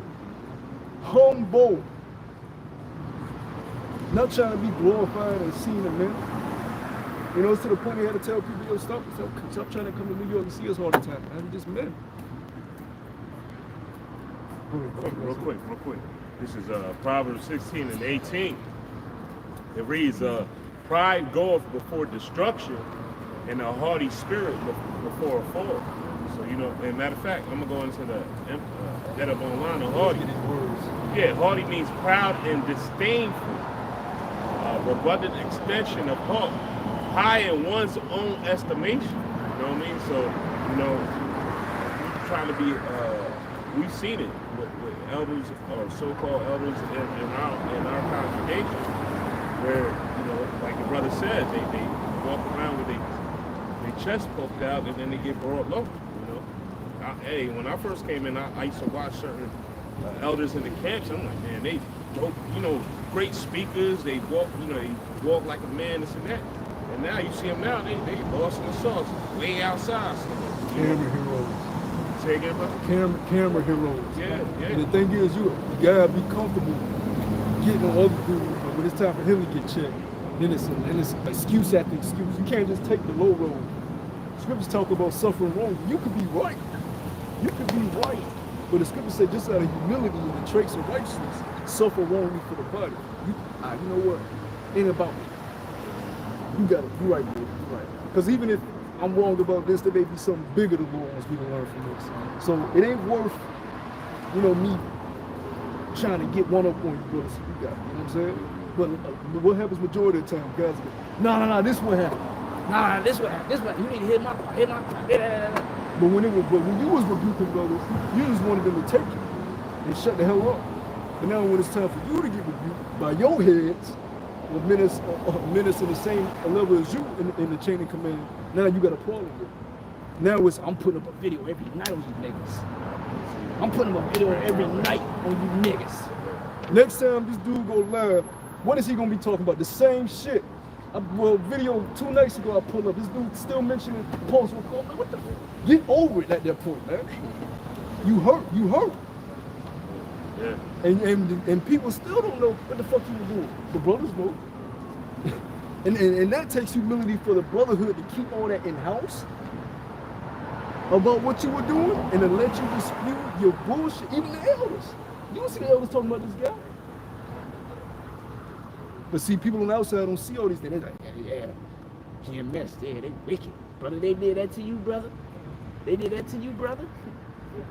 When the scriptures say examine the whole matter, you don't know the whole matter, shut the fuck up. And at the point, you should be able to like, we heard your side, but why you still going about on this? I need edification on this breakdown. Well, I know. Just kept pushing. Just like we did, Not bad. That we just kept doing work. Yeah, we could have, you know what I'm saying? Years ago, man, we could have been like, You know, that was all the camp leader that did that. Yeah, we will say what happened because fuck that shit old. Nigga, he don't goddamn get on the say he did a counsel to the elders without him. You know what I'm saying? Then say, yeah, I told him we leaving without brothers. So we're like, what the fuck? But after that, because I guess he got on the phone talking hot shit to the elders. So we're like, what the fuck? So after we got kicked out or whatever, we just pushed. You know what I'm saying? We didn't say, hey, but it wasn't us. We didn't do this. We didn't do that. We just pushed. We just pushed, kept pushing, just kept pushing. Every week, constantly. Went right back out. Right after that. Didn't even take time. A lot of guys take time off. What? I gotta get my shit together. Man, we used to fucking go in. And after that, you know, now you see years later, you know, fruit. And that's happened with, that ain't just happened to our camp. The Dallas camp, the LA camp, Detroit camp. I'm speaking about, bro, when these guys were leaders and these were skillful ministers, you would have thought, oh, that's a man of the Lord. Our old camp leader, Dallas old camp leader, Element. Niggas gonna say. Atlanta old camp leader, San Francisco old camp leader, Detroit old camp leader, LA old camp leader. List goes on and on. It's about the glorification of Yahweh by Hashem, Yahweh Shai. It ain't about us, it ain't about our image. It's about building this body up so we can fuck up out of here. If brothers slip and fall, make sure you point it out to them, like, oh, watch out for that. You know what I'm saying? You know what you need to do, you know, your P's and Q's, handle that. For the betterment of the body, we building something here. This ain't no lone man, I can do it on my own shit. This is the government. We building a government to rule, not just the earth, but creation. That's what you see being built on these highways about the government of Yashaola, man. A standard of order. Go ahead, bro. Oh, yeah. I want to reiterate what the definition of haughty. I'm looking at another precept. It says haughty, proud and disdainful. Yeah, you know that term, the King's Round Table. You want to sit at Yahweh Shai's round table when the time comes. You want to be in those meetings. We call up certain brothers in the 144. You gotta come. We got a meeting about this over there that's going on over there in the land of Ammon or over there in parts of this land over there or on this planet over there. We have a meeting together. Those are the meetings you want to be in. You want to be at that crowning ceremony at the mirror supper. You don't want to miss the crowning because the crown, like I always say, the crowning ceremony only happens once. That's going to be talked about for eternity in the kingdom. The crowning ceremony, the marriage supper. The marriage supper of the Lamb only happens once. Our Lord Yahweh Shai, like we always say, hasn't even taken a sip of wine. He said, I'm gonna wait for my brothers to get glorified with me. Then I'm gonna drink it. We know he loved the wine. So that's the thing for him to say that. I'm not, and that ain't no wine that we've had. That's we talking about heavenly wine. The wine that he turned at the party, the wine that he had turned for them, that he made for them, that was a different. Even the guy was like, "Yo, what? You can hold out the good stuff." That's a different type. So the wine that he made, that they gonna have is something we ain't tasted. And he ain't sipped that yet until his brothers are glorified with him. Tell me that ain't love, man. So I'm gonna sip it with my brothers. I've been glorified, but I'm gonna wait for my brothers to be glorified with me. Come on, man. I don't get nothing till my brothers get some. Come on, man. That's the way to be.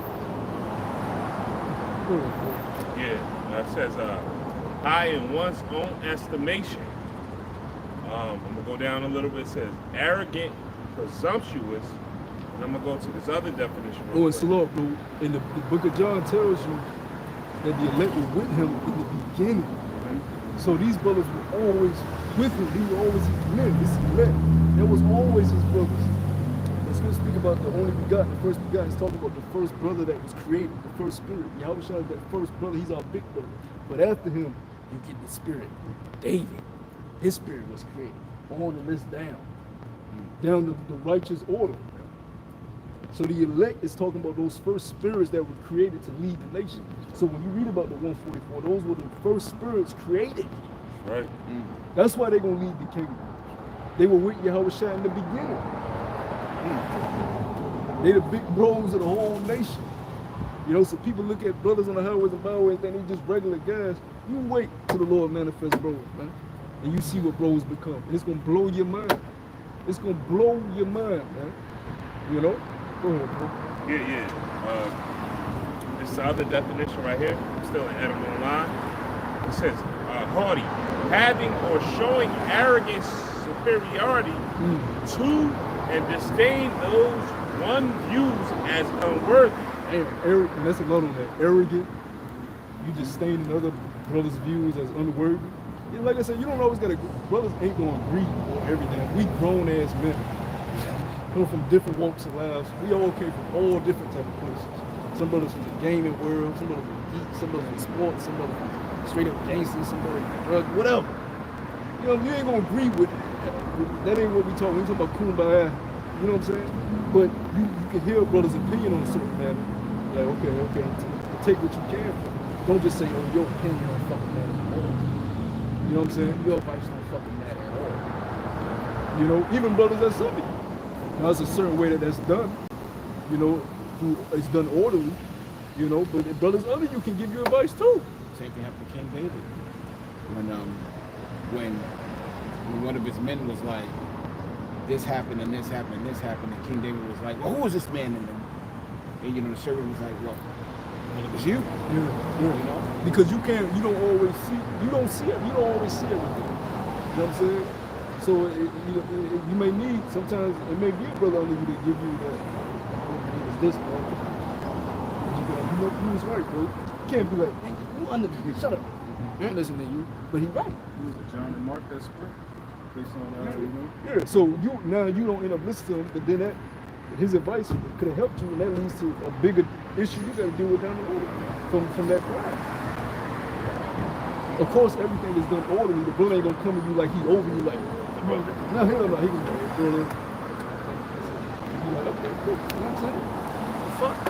But you guys get this big-headed, and that's a dangerous thing. You got these guys in these camps. And I don't want to say his name, you know what I'm saying? But Sakari. We remember when he was in Seattle camp at GMS. We remember when he left, and then he took that period of break. And they came back with the Sakari. You know what I'm saying? And we remember when Sakari was just him and Deacon and the other brother that was in the third command there. It was just them three going on. And they had those regular garments. And then out of nowhere, they grew up, right? That's a dangerous thing for a man to be the head of a whole congregation, right? And have nobody checking you. You're the chief. You're the chief. You're the chief this, chief that. Right? Now you on your high horse. You can't be told a thing. Then when you get rebuked, what happens? This. You remember when the whole shit happened with the whole club and all that? Instead of taking the low road, saying, you know what, that was a bad look. Whether it was a strip club or not, that was a bad look for the nation of Israel to see. I'm gonna repent on that. What was the first thing that happened? Elder, Pastor Hart, Elder Ron, y'all knew it. I remember what y'all did. When I was in GMS, this, that, and the third. That's what happens, man. Pride lifted up. Nothing like to, get on him, but that's just examples, man. You see, with all these guys who's at the camps, the reason why they don't want to change their doctrine is because it's going to make them look bad. They know the fuck they wrong. But when you've been teaching something for years and you got all these people behind you now, and you as the head have to come and say, the men over there in GMS is right about the mark of peace. Now, what you think that they scared that? Then we about to fall again now. Yeah. That's what they scared of. So you know what they do? Fuck them. They the bum camps. Look at they gone.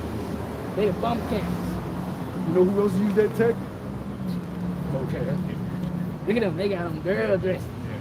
See, when somebody ain't right, they result to low blows, man. That has nothing to do with salvation. Go ahead, bro.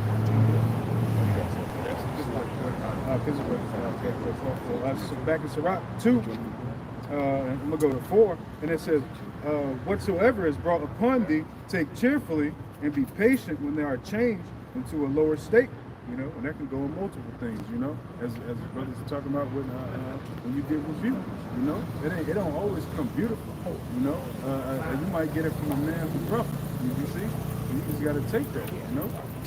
And even when it comes to monetary, no matter what it is, you know, the Lord is a just, balanced power, you know, so He will try you in certain areas, especially the areas you know you can prevail, you see, for your betterment. You know? Verse 5: For as gold is tried in the fire, And it don't feel good either when you're trying to overcome something. It's tough. You know what I'm saying? Any brothers that play sports, you know we're training for that season. That was brutal. Especially if you're trying to get better. You know what I'm saying? I was a football guy, but I'm sure guys that play football, you know, pushing that, man, what's that shit called? They gotta push. You know what I'm saying? With all the weights on it. You overcome it, that shit hurt. You can let Vince, all these dudes, you got these guys like Saquon Barkley, Nick Chubbs, what's the dude for the Steelers? The running back. What's the dude for the running back for the Steelers? You mean Tyler Pitts? No, for the Steelers, the running back. He was a rookie last year. But anyways, you look at these guys' legs and calves, bro, these dudes are fucking humongous. But it took pain for them to be able to bench press 350 at 200 pounds. It's crazy. They on them tonight. They jumping them now. Yeah, it took pain. Anybody that lift weights know that shit hurt. You be sore the next day, muscles be tight. You know what I'm saying? But that's that overcoming. Now you look at them now, these motherfuckers are beasts. Running over niggas, you know, trucking dudes. That's, you apply that to the truth. The Lord put you through a trial, it hurts. You know what I'm saying? You sore from it.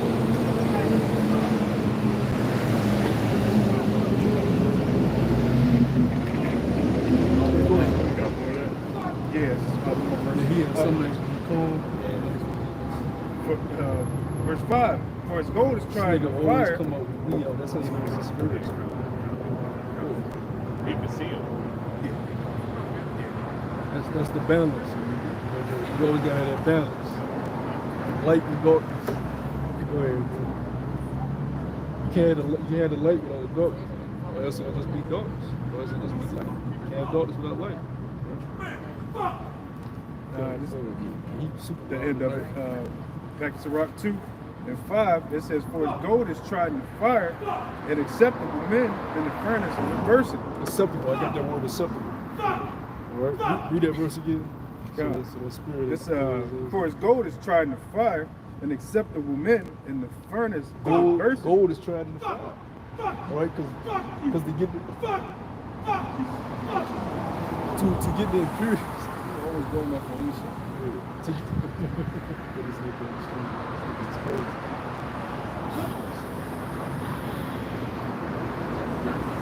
But you see what we was reading earlier, like the generate plant?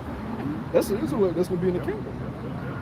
Whether as low as he is now, that's going to be a king in the kingdom. Sitting on his throne, believe it or not. You know?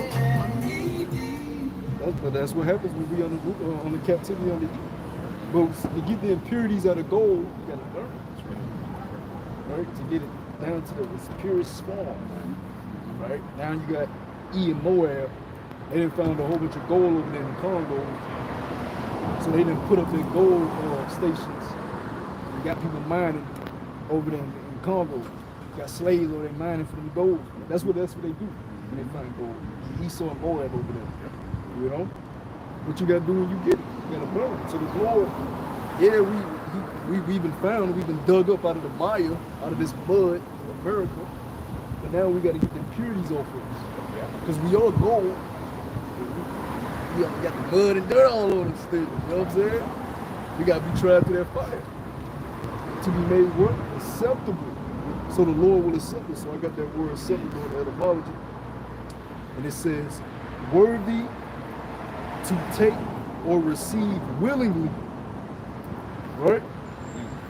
To take or receive willingly. So for the Lord to take us and receive us,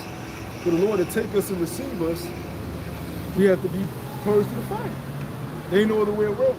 Like what is that? Was that Edris? That we brought up the other week about the kingdom being on the other side.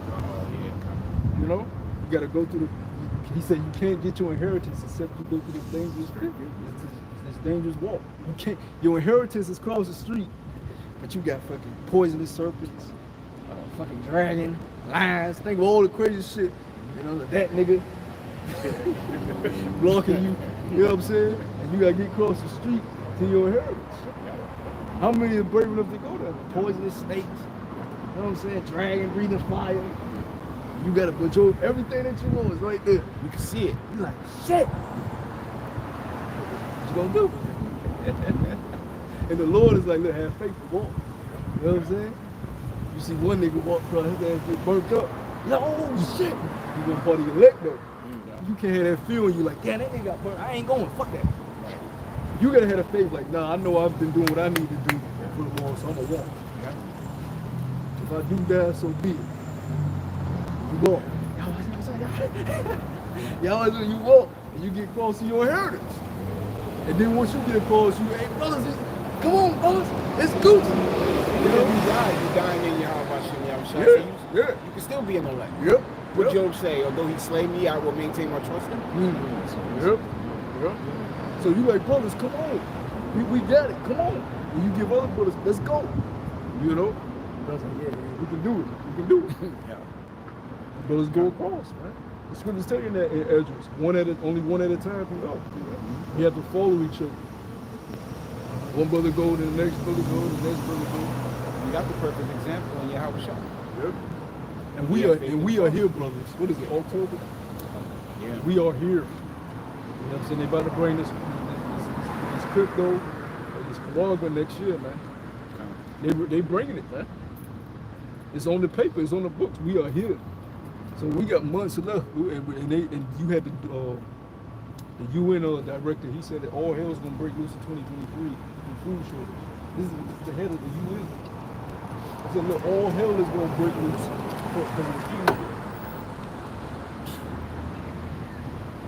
Because they haven't, because of the droughts, the Lord's been plaguing all these countries with droughts. They weren't able to farm. See, it was cool when it was the news in 2021 and 2022, but the supply was still being pushed out. But you're gonna see the effects of that. It's coming here. No fertilizer, the shortage of the fertilizer. Russia wasn't able to get fertilizer. You know, we're coming in the dark times. So we at the door. We at the door, man. At any given time, your whole life can be changed.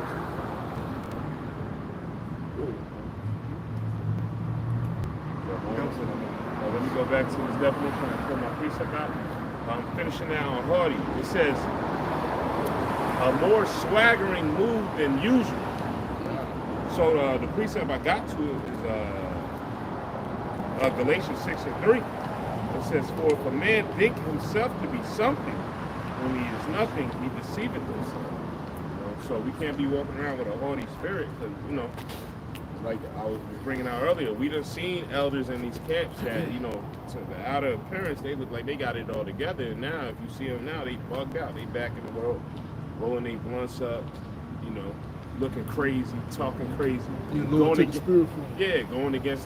Going against the men of the Lord, going against the men that actually taught them the scriptures, taught them the ways of how we supposed to be away from this world. Yeah, what's that nigga that was in? He was in the truth. He was making beats with Lil Durk. Yeah, G Herbo and all that in the Chicago camp. Oh, Chat David. No, he go. Brothers was on him. Brothers was on him like, yo, you need to, the world should calm that shit down. Yeah, I still go out in the camp. I still put my comment on. I can't do it. I still do what I'm supposed to do. And then as soon as the camp over, he in the studios smoking blunts with Durk. And then they come out, they smoking blunts. And he said, nah. He made a repentance video. He said, that wasn't my blunt. I was holding it for somebody. Oh, you want the dude from Chicago? Yeah, then come out, which we brothers that knew the situation, already knew this nigga was lying. Then he came out, you know what? I'm leaving. I don't want this shit. Now he be getting awards and shit for his beats. For these niggas' albums and shit. Like a lot of these niggas in Chicago that blew up, he make their beats. On their albums. So the nigga love the world, one of that glory from the world. Stand out in the corner, like these hoes, bad. They need me in the studio tonight. I can't be out on. And then we got many brothers. Like you had a brother years back in the That's slipping my mind. anyway, he had won the lottery. Dipped out, my brothers. Can't make this stuff up. He won the lottery and dipped out, bro. You know? So when guys get tested and tried with certain things, their true character is shown. You know? Go ahead, bro. Oh, best believe he got some tricks up his sleeve for brothers too. He go, because one of his main weapons is what? To entice you. What did the serpent do in the garden? That was enticement. How does he get Jake in these binding contracts that lead to them selling their souls? Enticement. Right? Just like the 300, the nigga with the bat. And the guy they had play Persian king. Xerxes. All the Xerxes. Which he didn't look like that. But anyways, he go up there. And he's like, what you got? I got info on the spot. You know what I'm saying? Tell me the info, you can have all this. You see the women, you see the riches. Nigga ugly as fuck. And a lot of these dudes you see, they're celebrities, ugly as hell. You look at a lot of these celebrities, like, yo, nigga, you had to be fed this nigga. Well, no chick would have wanted you. You know what I'm saying? They sell enticement. He gonna do the same thing. He may offer bros, you know, riches, get out of a certain predicament. You know what I'm saying? You don't know how bad it's gonna get for you during these times, and he may provide a way out. He might not even torture you. He may provide you a way out. Or just, how about you just, you know, you ain't been eating, home, you got a place to lay your head. I'll make you rich. Huh? I'll give you your desires of your heart. You know, just tell me where the other brothers at. You know? Give me the info I need. That's what knowledge and wisdom should be the stability of that time, because the scriptures tell you that Yahweh Shem Yahushua has now suffered you to dwell in the land of Egypt. You know, he's not going to put you through anything that you can't handle. Yep. Yeah, he said the scripture say, Lord is not unrighteous to put you through more that you are able. A lot of times it be feeling like it's too much for you. But if you are the elect, it ain't nothing that you won't be able to put some person in. You know, everybody got their own portion and a lot of faith, so the Lord will give you as much as you can handle up to your rank, up to your point, you know, according to your lot that you've been given. Right? Go ahead, bro. Yeah, that was it. I got something on the game. Go ahead, bro. In Revelations 3 and 5, it says, he that overcometh, the same shall be clothed in white raiment, and I will not blot his name out. What does of that the white book of- raiment represent? Affection. Holiness. That's why he put that term on him. White. I'm perfect. I'm clean. Nigga, you ain't even white. And it's crazy. That shows you how much darkness we were in to even think they were white. Yeah. When they clearly are not even white. I can see if they had the appearance of white, but they don't even have that appearance. They're clearly pink. You know what I'm saying? And some of them, you know, they're variations of red. When you look at the scales of red, you got pinks, you got darker pinks, you got lighter reds. You know what I'm saying? They on that spectrum of red. You know? They're not white. White represents holiness, perfection. So read that again from the top. This is Revelations 3 and 5. He that overcometh, the same shall be clothed in white raiment, You and I will gotta overcome. You gotta persevere. You overcome something, that means it's a trial. It's hard. Or else you wouldn't have to overcome it. Right? Your hardest opponent. You know, you watch a lot of them old fighters. I was watching Marvin Hagler versus Hearns. Yeah, they call that like the best first round. Them dudes, as soon as the bell rung, they wasn't even like, it's just, nigga, we in there. You know how fighters try to not get into the box too much. They was in the box the whole time. Your toughest, and Hearns was a bad dude. You look at Hearns was knocking niggas out. He had just fought Roberto Duran Oh yeah, yep. right before that fight. And beat him. And beat him. Yeah. I watched a documentary on him. That's the only reason I know. You know, that's past my time. But when he met that nigga, that was his toughest opponent. Yeah, come. Now he wasn't able to overcome, but he persevered through that fight though. He persevered. He didn't give up. You know what I'm saying? They was going toe to toe, blow for blow, man. And that's how you're supposed to fight in the truth. You know? Fighting means you can't stay stagnant. You have to be moving. What do I mean by that? Moving. If you're dormant, this means you're not opening the scriptures, you're not watching videos, you're not learning, you're not supping, you're not feeding your spirit. Your spirit is empty, your flesh is fulfilled because you're watching bitches twerk, listening to all your favorite rap albums, eating all your favorite foods. Your flesh, yeah, your flesh is fulfilled, but your spirit is drained like a motherfucker. So you've been dormant, you ain't fighting. Demons are you got them, Lord. Jumping your ass. Keep getting them. Don't let them get up. If you're not looking at a spiritual view, you just think, I do better tomorrow. There's no fucking tomorrow. You getting your ass kicked. Tomorrow turns into the next day after that. You gotta realize you're in a fight. You gotta shake. Hey, what do we bring out? Examine, scrutinize yourself, demand something. You gotta demand yourself. If you gotta smack yourself, get your shit together. You know what I'm saying? This is your inheritance. Every man working on his own salvation. This is what you need in storing up for you and your heritage for eternity in the kingdom, bro. I don't know how much more motivation a brother needs to be on fire. This is you. This is your legacy that you got in your hands. The Lord really said, "Here, this is all you. Now what you gonna do?" You know, it's you if you want to be dormant and stagnant, but then you can't say the Lord unfair when you start giving out these gifts, right? When he come back, which is stuff that we can't even imagine right now. Because the scriptures say no eye have seen, no ear have heard, but he got prepared.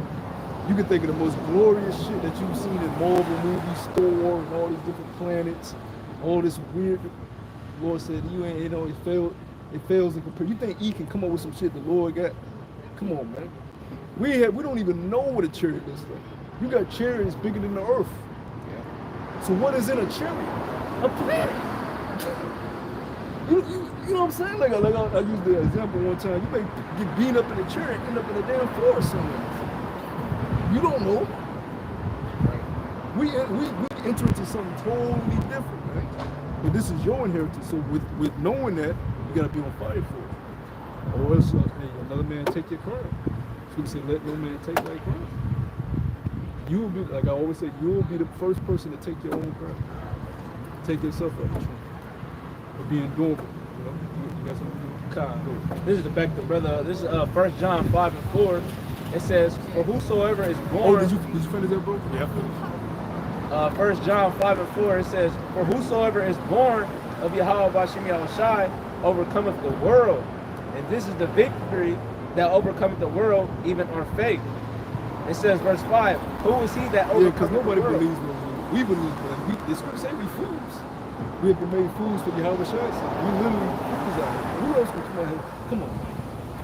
Come on, man. This is foolish. The scriptures say we please the Lord by the foolishness of preaching. What we're doing right now is foolish. But it pleases the Lord. You know, he wants us to be made mockery to the other. He's like, yeah, they doing that for my name. You know? They come out here on the corner, sit up, and people are telling, y'all look crazy. Y'all look stupid. Duh. We know what the hell we look like up here. We know this is abnormal to your eyes. We know we don't look right up here. We ain't supposed to look right in your ass. It's foolishness to the world, but it's pleasing unto the Lord. Because we know what it's going to lead to. You know? So read that from the top again. 1 John 5:4. For whosoever, for whatsoever is born of Yahweh Bashim Yahushai overcometh the world.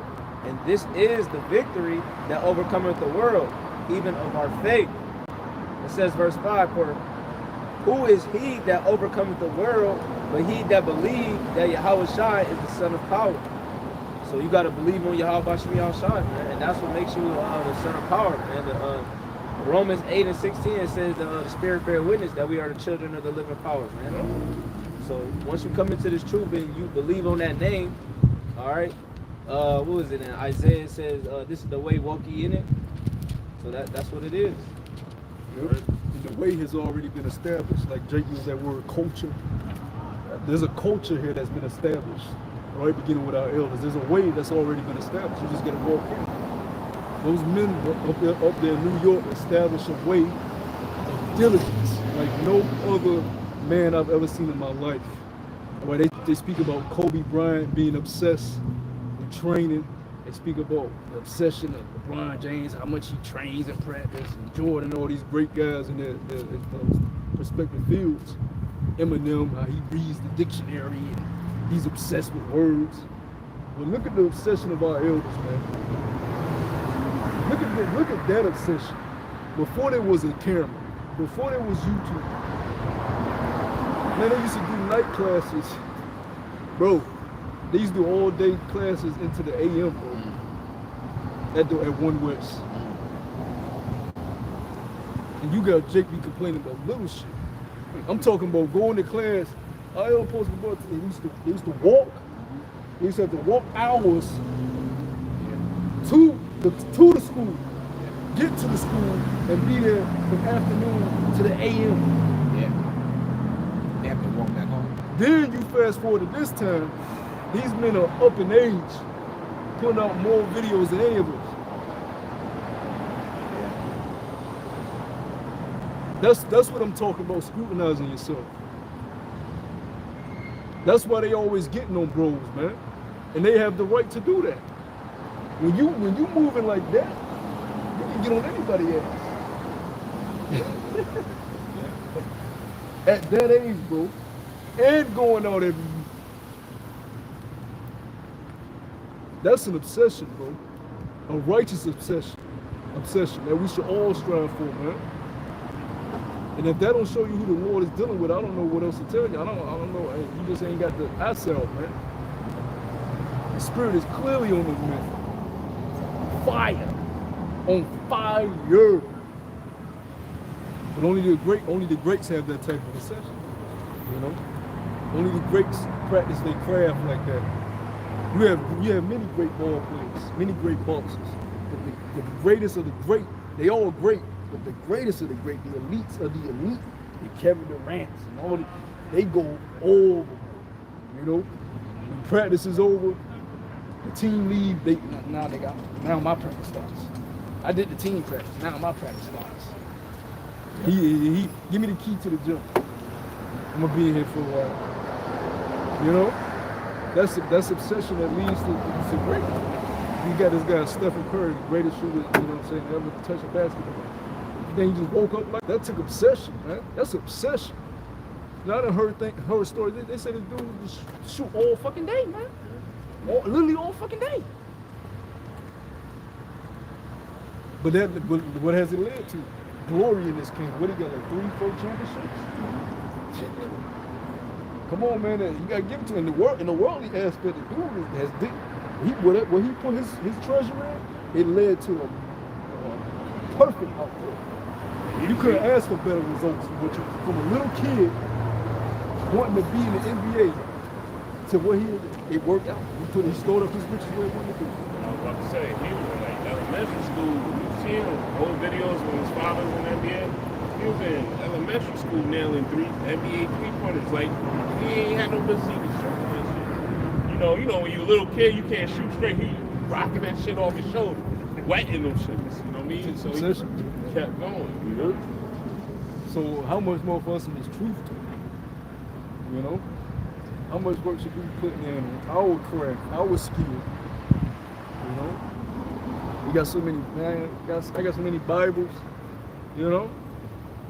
You get on yourself and be like, damn, man, you need to get shoot. I know you got a lot, but you need to get into them. You got them for a reason. You know what I'm saying? You get study material, don't even use it. Just have it sit. You got all of it, get into it, man. And then when you open it up, you be like, man, you get revelation. You be like, man, and it builds your faith up. Because you be like, yo, this is a history book.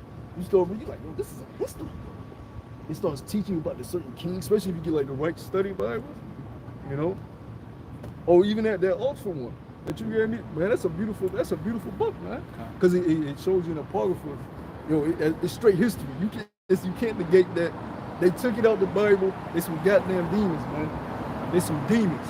Because it shows you the names of all those kings, even from the Seleucid Empire, right? We started with Antiochus. It shows you all the Antiochians, which is documented history in the book, school books. Why is this in the Bible? You can't negate that, man. You can't negate that. See, when you start going into these and study, it builds your faith up. Like this is undoubtedly the truth. Can't nothing come against this, man. Then you start loving your heritage and your culture more. You take pride in it. Like this is who I am. We got something. This is ours. He can't take this away. He can't take this away. He can kill us and still don't take it away. The Lord gave us something that nobody else can have. You know, and this nigga sold it. And that's a nigga. He was the first nigga. What is it? Nigga, I'm a star. What is a birthright gonna do for me right now? I'm about to die. That's what he said. What is a birthright gonna do for me? I'm about to die. That's a nigga for you. He didn't understand that it meant later on. He wasn't legacy man. He wasn't thinking far down. He was a legacy man. Right now, we're able to do this for what Jacob did in that moment. Thousands of years down that point Jacob had that. Woo! Jacob was a bad dude, man. He was thinking like my sons down the line. This is for us. Yeah, this. So more so me that would be fully cooked. Yeah, right. Had the whole shit. You can have the whole thing. I don't care about it. But it took time to cook them back then because like we didn't have the high tech stuff we got now. So he was putting in work cooking that stuff. You know, so he was sitting there tending to it. It wasn't just like some hot pocket meal. But he was like, you know what? Yeah, I don't need it. Wait a second, you might want that birthright. That birthright. I'll fast today. I'm a fast. Yeah, okay. But then his mama said, because you know, Rebecca hated that. Yeah, she did. She didn't like how he came out. You know what I'm saying? She knew when he came out, there's something odd about him. He ain't got no melanin. Weird. He like going out barefoot. You know how Edomites love walking barefoot. He like going out barefoot. Yeah, so she went and. But Isaac left him though. Yeah, because that was his first born. Of course you're going to love your firstborn son. But just like Abraham loved Israel. Yes, it's your firstborn son. Yeah. But it's who the Lord loves. Okay. So Rebecca said, I hate this. Jacob, come here. Listen to me, boy. We're going to trick your father to give you the best. She said, I'm going to cook. She said, I'm going to hook up the food. If your own mama turn on you, you know you a damn dude. Because who mom, unless your mom was just straight wicked or drug addict or something, who mama don't love you? You know what I'm saying? Your own mama turn on you, you know you wrong, man. But you know his spirit was off anyway. You know he was cool to eat that red potty. Yeah. Imagine what he was doing prior to that. You know that his mother watched. Yep. You know, everything about him was just oil. Because your mother sees you in your darkest moment. Your mama catch you masturbating in your preteen year. Oh shit! Yeah, man. Damn, mama. Yeah, man of the field, so you know you Helping coming the in sheep dirty. over the fence and shit. He probably wasn't watching. Well, he's the progenitor of who we see now. So Everything you see he him doing now, watching they was his doing ass. bestiality. You wouldn't be surprised if he was playing with the animals, but He was a man of the field. He probably was rolling around with he goats and shit. Isaac cattle and shit. It was a reason why she did that, man. He ain't right. He ain't right. He ain't right. Your mama know better. Mama know they sons. Your mama knows. He ain't right in the head. Your father's there to lead you and correct you, all right? Put that discipline. But your mother, she knows. He's timid. He's outgoing. He's outspoken. You know, he like to do this. He like these type of women. Your mama knows. Women look at that type of stuff. He like that type of stuff. He like these type of women. You know, he like to do this. He like to do that. That's all women got. That's all the time they got. They Just observe look. you. You just observe shit. Yeah, they observe. To the point they get you a gift for your. You remember you used to get shit for your birthday. You be like, yeah, how you know I like this? I know you. But I know you. Watching you your whole life. Now, of course, in this wicked society, you know I had friends. Thankfully, my mom, you know, I had a good mom. I had friends that moms the ostrich. Leave some eggs. Leave them in the crib. No food. Out clubbing. You know, the majority of the time, especially Israelite mothers, they love it. They love their kids. So for her not to be on Esau's side, that tells us all we need to know. He wasn't thinking down the line. Jacob was. So now we're able to come into our heritage because of our forefather Jacob. And Rebecca. Let's think our mother Rebecca.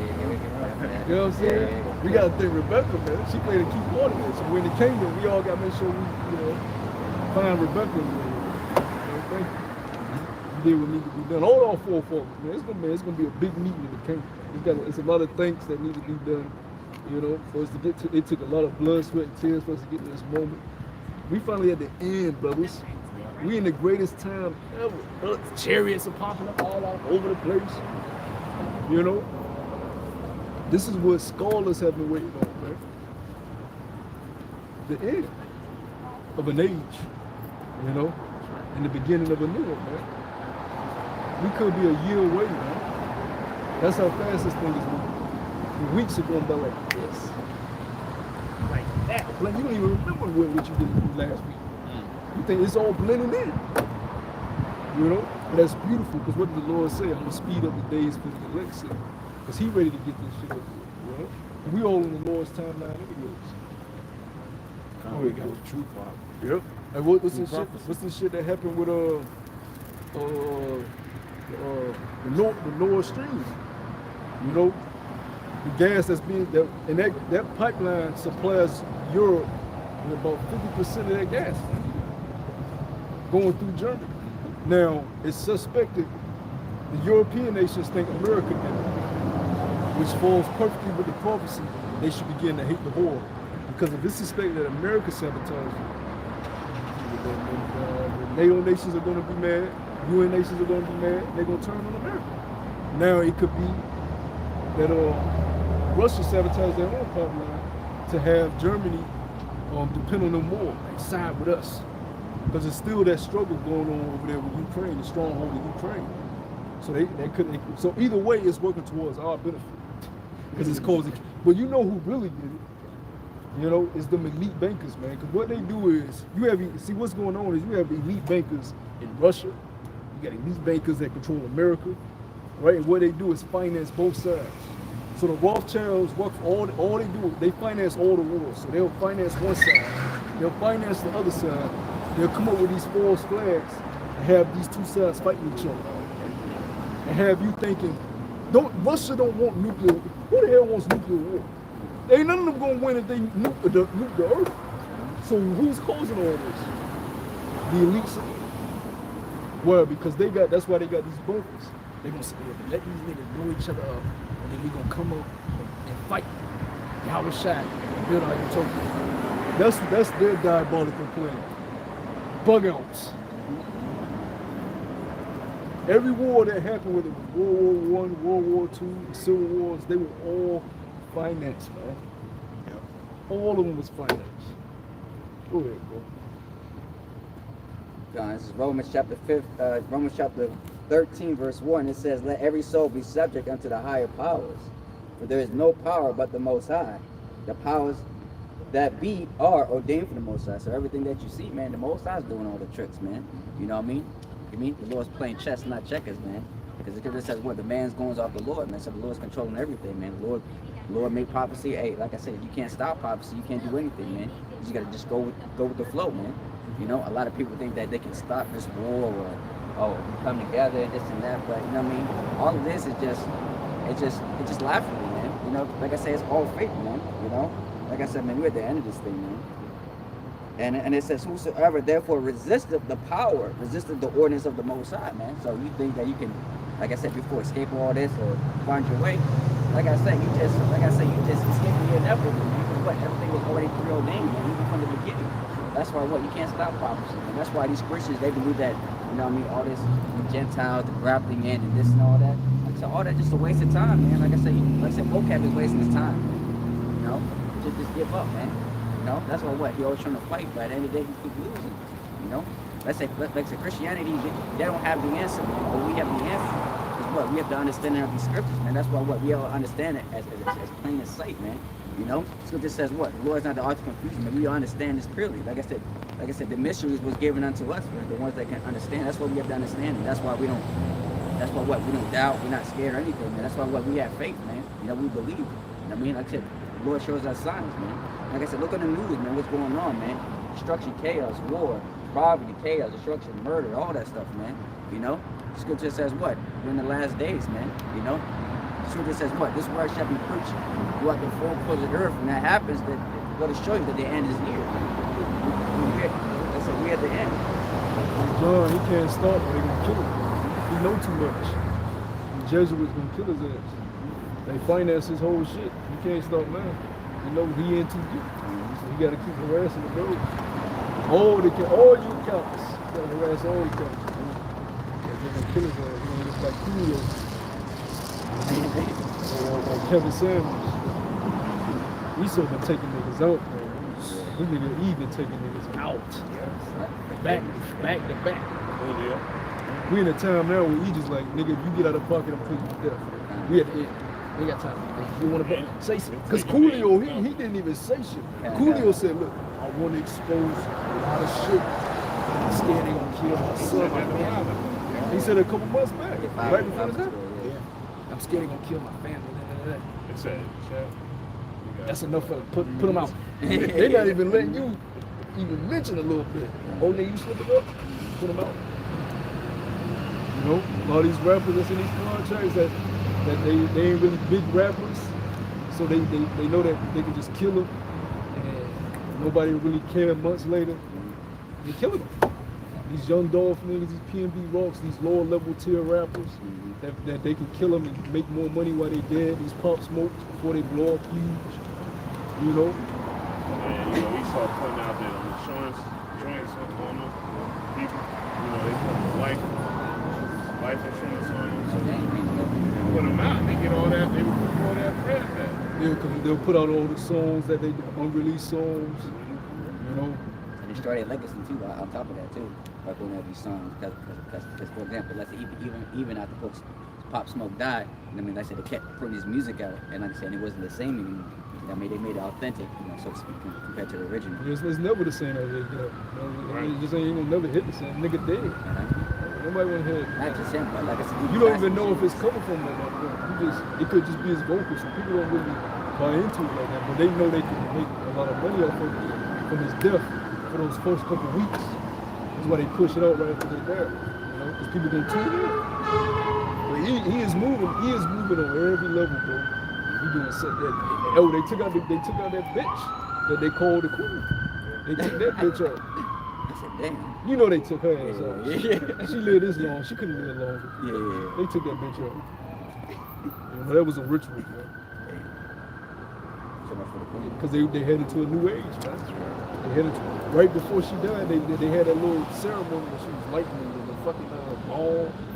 It was doing some type of weird ritual. They sacrificed her ass, man. They about to move on with their new order. Revelation 12 and 12, you know what time for it. Keep going, it says, and they that resist shall receive themselves damnation. Man. So they're going to show you, so you didn't need to stop it. You, like I said, you only deceiving yourself. And it that's says, what nigga culture is so demonic and bad, because it's easy for E to kill your ass and say, oh, niggas in your hood killed you. That's very easy for E to do. It's easy for him to pass some pacing dusty niggas. Because they want to kill you, they want to rob you anyway. They just don't know where you be at or how to get you. okay. Or they can't access you. But he can give them to you. Hey, he gonna be here, he gonna be there at this moment in time. Make sure he did. Then I'm gonna pay you on my cash app. Why you this money? That's what the fuck they doing. You know, the dude Nipsey, you know that shit was a hit. Who the fuck in the hood shoots a nigga and goes back and shoots? Who the fuck does it? Nigga, when niggas shoot, for one, when niggas shoot, they trying not to get hit or get caught. Who the fuck?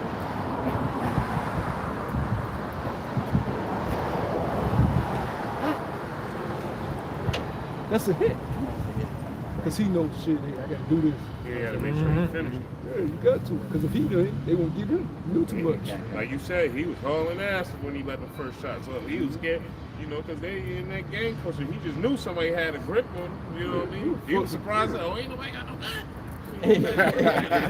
Niggas don't do the shit like Make that. it look good. You know? And shit, you know? It was too orchestrated. When niggas get the shootout, it's chaos happening. The baby might get hit. The grandma might get hit. Niggas just like, you know. But when E got his hand in it, it always happens. Seems to happen perfectly. You know? Yep. Got precept. The book of Isaiah, chapter 1 and verse Exactly 23. where he gonna be at this time. The fuck out of here. This nigga gonna be at Roscoe's chicken and waffles at this time. How the hell you know that, man? Even if I post my picture where I'm at, you don't know what time it is. I could have left already, nigga. You know exactly where I'm at, what table I'm at, what I got on, how the cooking spot. You know? And some niggas are reading and say, we gotta stop killing each other, man. he know he can play off there because that's something Jake does. You know, you look at that. I was watching a documentary about that Chirac shit. And man, that shit is just sad. Because all them niggas that's been killing each other, niggas is like 14, 13. That whole shit started with 13, 14. You know, them chief keeping all them niggas. They were like 13 years old. I'm watching a documentary and it was like, yeah, the O Block is named after this dude, I forgot his name.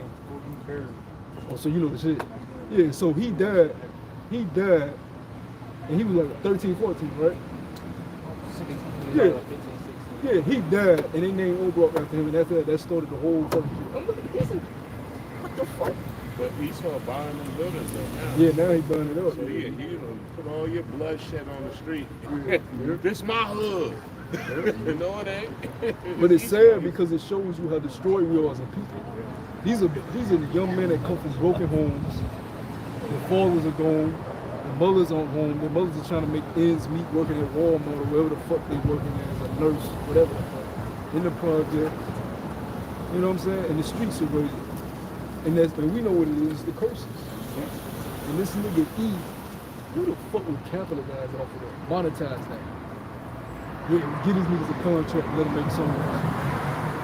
Yeah, when I was watching that Sci-Hi interview, he said when they first had signed L.A. Reid, they said it was around the time Young Jeezy was popular. He said L.A. Reid went to them and said, look, we want you to rap about drugs. We want you to be a gangster rapper. He said, what the fuck? He said, I'm in the streets, but I don't want to be a gangster rapper. I'm more talented than that. And they said, no, we want you to make this type of. So they literally go to these guys and say, make these type of songs. And these niggas do it because they low down ass niggas, man. Percocet, Molly Percocet. This nigga's not even taking Molly's. He's not even popping Percocet. He just rapping about shit. You destroyed it, man. That degenerate plant we were earlier. Go ahead, bro. The book of Isaiah, chapter 1 and verse 23. Thy princes are rebellious and companions of thieves. Everyone loveth gifts and follow after rewards. You know, that's what the brothers are going into. You know, a lot of them take this bag in order, you know, to become famous. Even though morally they know it's wrong, you know, they still do it.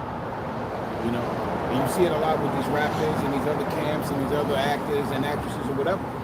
They know what they're doing is wrong, but, you know, they still lead their people astray. You know, and then it's going to be a judgment. And right before they die, they always tell you, look, nigga, these niggas trying to kill me. Michael Jackson said the shit. Yeah, it was an interview. Michael Jackson said, look, man, these niggas lying to us. The history books are lies. These niggas are demons. These niggas said that. Then niggas are dead. He's dead. You know what I'm saying? You know? These niggas be trying to tell, yo, they trying to get me. Without trying to say it like that, but they trying to get me, man. That's what happens when you get in bed with the devil, man. And all these athletes, too. Because a lot of these athletes are only on that level because they're in contracts with the devil. A lot of these, you got a lot of great basketball players that play overseas that can be in the NBA. Bet that's better than a lot of these NBA dudes. Or that's not even in the league just because they didn't go through the same loopholes or get the same relationships with certain Edomites to get put on that big scale. They come to you in college and they come to you in high school. They get you at an early age. They went to LeBron when he was in high school. Got him. Esau went to him early. Got him entangled in the world. You know? And if I may, they all got handlers. Yep, they all got handlers. A lot of these guys that's in the D League, Man, some of them dudes are nasty, bro. Why they can't get in the NBA? Why they can't get in the NBA?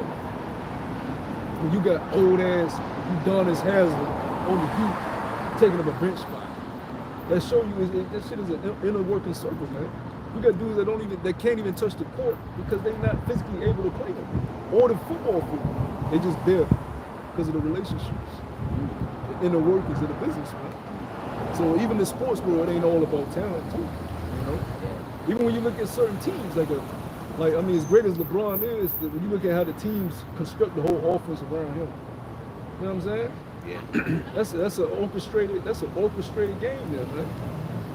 And the brother Mathathan, he put me on that documentary about how these refs be breaking the games. They be betting on games. They'll bet on games they referee. Especially now since that fantasy shit is so popular. You know, they orchestrate certain games. This guy's gonna be the star player tonight. That's why you have a guy that put up 30 points this night. And then the next game he'll put up 10. You're like, damn, man, you supposed to be smart. They got dudes betting on these lines. So if you didn't see him drop 30 points Tuesday, you know, of course he gonna drop 30 points tonight. Nope. Everybody gonna put it on him getting the 30. We're gonna put the money on him getting under 30. We're gonna recruit while everybody lose. That's how they do it. Go ahead, bro. That's why betting is a waste of time. Therefore saith Yahweh Hashem Yahushai, the Lord of hosts, the mighty one of Israel, I will ease me of mine adversary and avenge me of mine enemies. That's why you saw these rappers dying and, you know, going into turmoil and stuff like that. And I will turn my hand upon thee and purely purge away thy dross. Yeah, they said that nigga Kevin Samuels died from drinking Red Bull. And niggas believe that shit. Like, come on, man. Stop. Yeah, he did have Red Bulls in the camera that night. Like, stop, man. Obviously, it was something behind the scenes he didn't like that nigga doing. You know, he probably wanted to take. From what I heard, he owned all that shit too. Like, all the revenue that was coming, he owned all that shit. You know, so he ain't have his hand in it, and that nigga was blowing up fast. So he had Nicki Minaj on one of his shit. That nigga was blowing up quick. Too quick. Yeah. So they got him out of there. He started moving from getting on men and started touching a lot of shit like families, women, men getting themselves. I remember when he was that popular. Yeah, like Logan, we used to talk about Corona. You know, that one incident, like you said, you're average at best that's when you pop up. But you see the difference between him and that Tate dude. Now, even though Tate says a lot of good things, Tate is sold out. Yeah. That's why he was on CNN. Look, man, when you get on them big platforms, you ain't need he got the riches, he got the fame, and we see him throwing up that signal too. He was throwing up that signal. Oh yeah, by the way, like I said, somebody that's an Israelite, he said that his father was, I think, CIA. See? Because he puts his hands in everything. If it's a movement, he gonna put his hands in. If a Hebrew Israelite group, he gonna put his hands in. I'm gonna make my own. He got police detectives regardless on out here on these streets. And that's in every movement. Yeah. CIA gets involved in everything. Yeah. Go ahead, bro. And take away all thy 10, and I will restore thy judges as at the first, and thy counselors as at the beginning. Afterward shall thou be called the city of righteousness, the faithful city. That's a so he gonna restore us back to our state. And it says, going back to verse 2, and it says, and they that resist shall receive themselves damnation.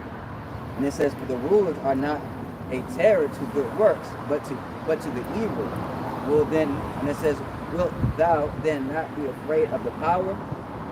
Do that which is good, and thou shalt have praise of all the same. So they're like, yo, you know that the Lord causes all this destruction. You not fear it? You know what I'm saying? He flooded the earth. People don't understand that. That motherfucker, blood coming out their nose. You got to put yourself there. He flooded the whole, he flooded everybody. Except for Noah them. He flooded, you know what I'm saying? Everybody was dead. Even animals. What the animals do? You know what I'm saying? Just because he was mad. He said, you know what, I'm just flooding. You know, that's the type of power we're dealing with. So you have to have immense fear on you, like, yo, he just put me out. That wasn't no regular water either, too, because somebody said, well, then what about sea animals? Yeah, the scriptures tell you he opened up the heavens, which the word heaven comes from the Hebrew word shemayim, which means waters. So he opened the heavens, and the scriptures tell you he opened it underneath on the oceans. So it didn't just burst from the skies, it burst from underneath. So you had that's why you got a lot of fossilized animals that rose up, and you'll see mountains. There's mountains with fossilized prints on it to this day. How the fuck did a fish fossil? You got fossil imprints of a fish with another fish in its mouth on a mountain. So what happened was that fish was eaten when the flood happened, bro. When the flood happened, bro. Yeah. That's why I said it. It was a different type of water. Like I said, it wasn't no different. Like I said, it wasn't no regular water. It was a different type of water. They found mountain peaks with erosion of water, of hard water. They like hard water gusts. They're like, how does fucking water get up this hill to this mountain? Let's just know that there's many things that show that the flood happened. The Lord did that.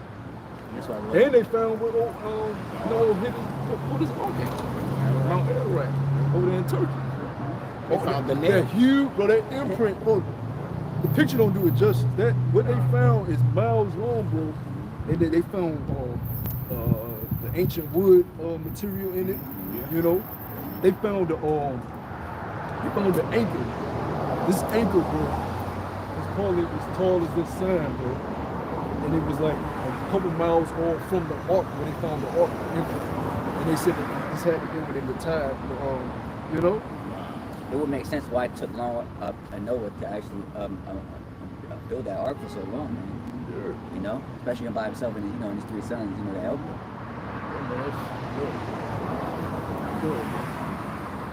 It makes sense too, because then you got to put the animals up in there too. Basically, he built the first carrier ship. Like, I've been on a carrier ship. The carriers are big. Basically, he built something better than carriers. Out of wood. You know what I'm saying? To house, him, his family, and them animals, man. Not like that fucking movie. Remember we went to the movie theater to see. I can't even watch things. No, we were mad as fuck. They had Two-Ball King sneak on the ark, and he talking to Ham. I'm saying, yeah, Ham, your dad, food. Like, get the fuck out of here, man. Then they had like the angels with rocks. The angels with the angels with these giant rock people helping him build the ark. Man, I'm in the theater like, bro, let's leave, man. Let's leave. The first movie I've watched in my time like that. Actually, I couldn't even watch within 15 minutes. All the characters were Edomites. And then I forgot, who was it, the villain? That he got inside the ark at the last minute. People can. And then they had the one about who was it, Moses? Played by another white actor. And they He's talking showed about the old one, as you were We talking about Exodus. Yeah, right. Exodus, Yeah, right. That one. I didn't even watch it. At least if you're gonna let it be, at least the one with Charleston Heston was good. That shit wasn't even, the Exodus shit wasn't even good. Nah, but they showed the parting of the Red Sea being caused by a meteorite that caused the high wind that split. I was like, look at this shit. I'm serious, bro.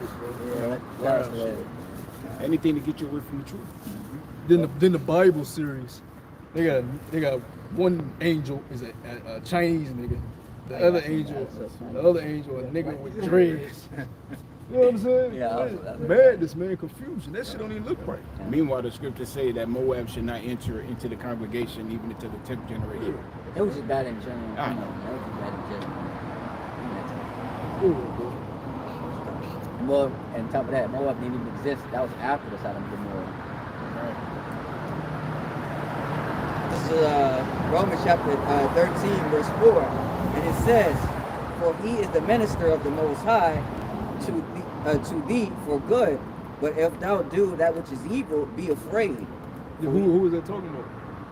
Who's the minister of the Most High right now? No, right there. That's talking about evil. The Lord is using evil. Read it again. Yeah, it says, "For he is the minister of the Most High to thee for good. But if thou do that which is evil, be afraid." Yeah, because the Most High is using him as a sword. The scriptures tell you the wicked is the Lord's sword right now. So when the Lord enacts judgment on the earth, who does he use it to do? Evil. Hey, he can deal with you justly sometimes, or he can tax your ass. That's why the scripture said, what? Agree with thine adversary quickly. Right? Go ahead. God. And it says, for he beareth not the sword in vain. See, that word sword. Who's the Lord's sword? He. Go ahead. For he is the minister of the Most High, a revenger to execute wrath upon him that doeth evil. See? So he is set up to execute the wrath of the Lord upon these niggas. So when a nigga gets shot out in the streets, that was a wicked nigga. Right.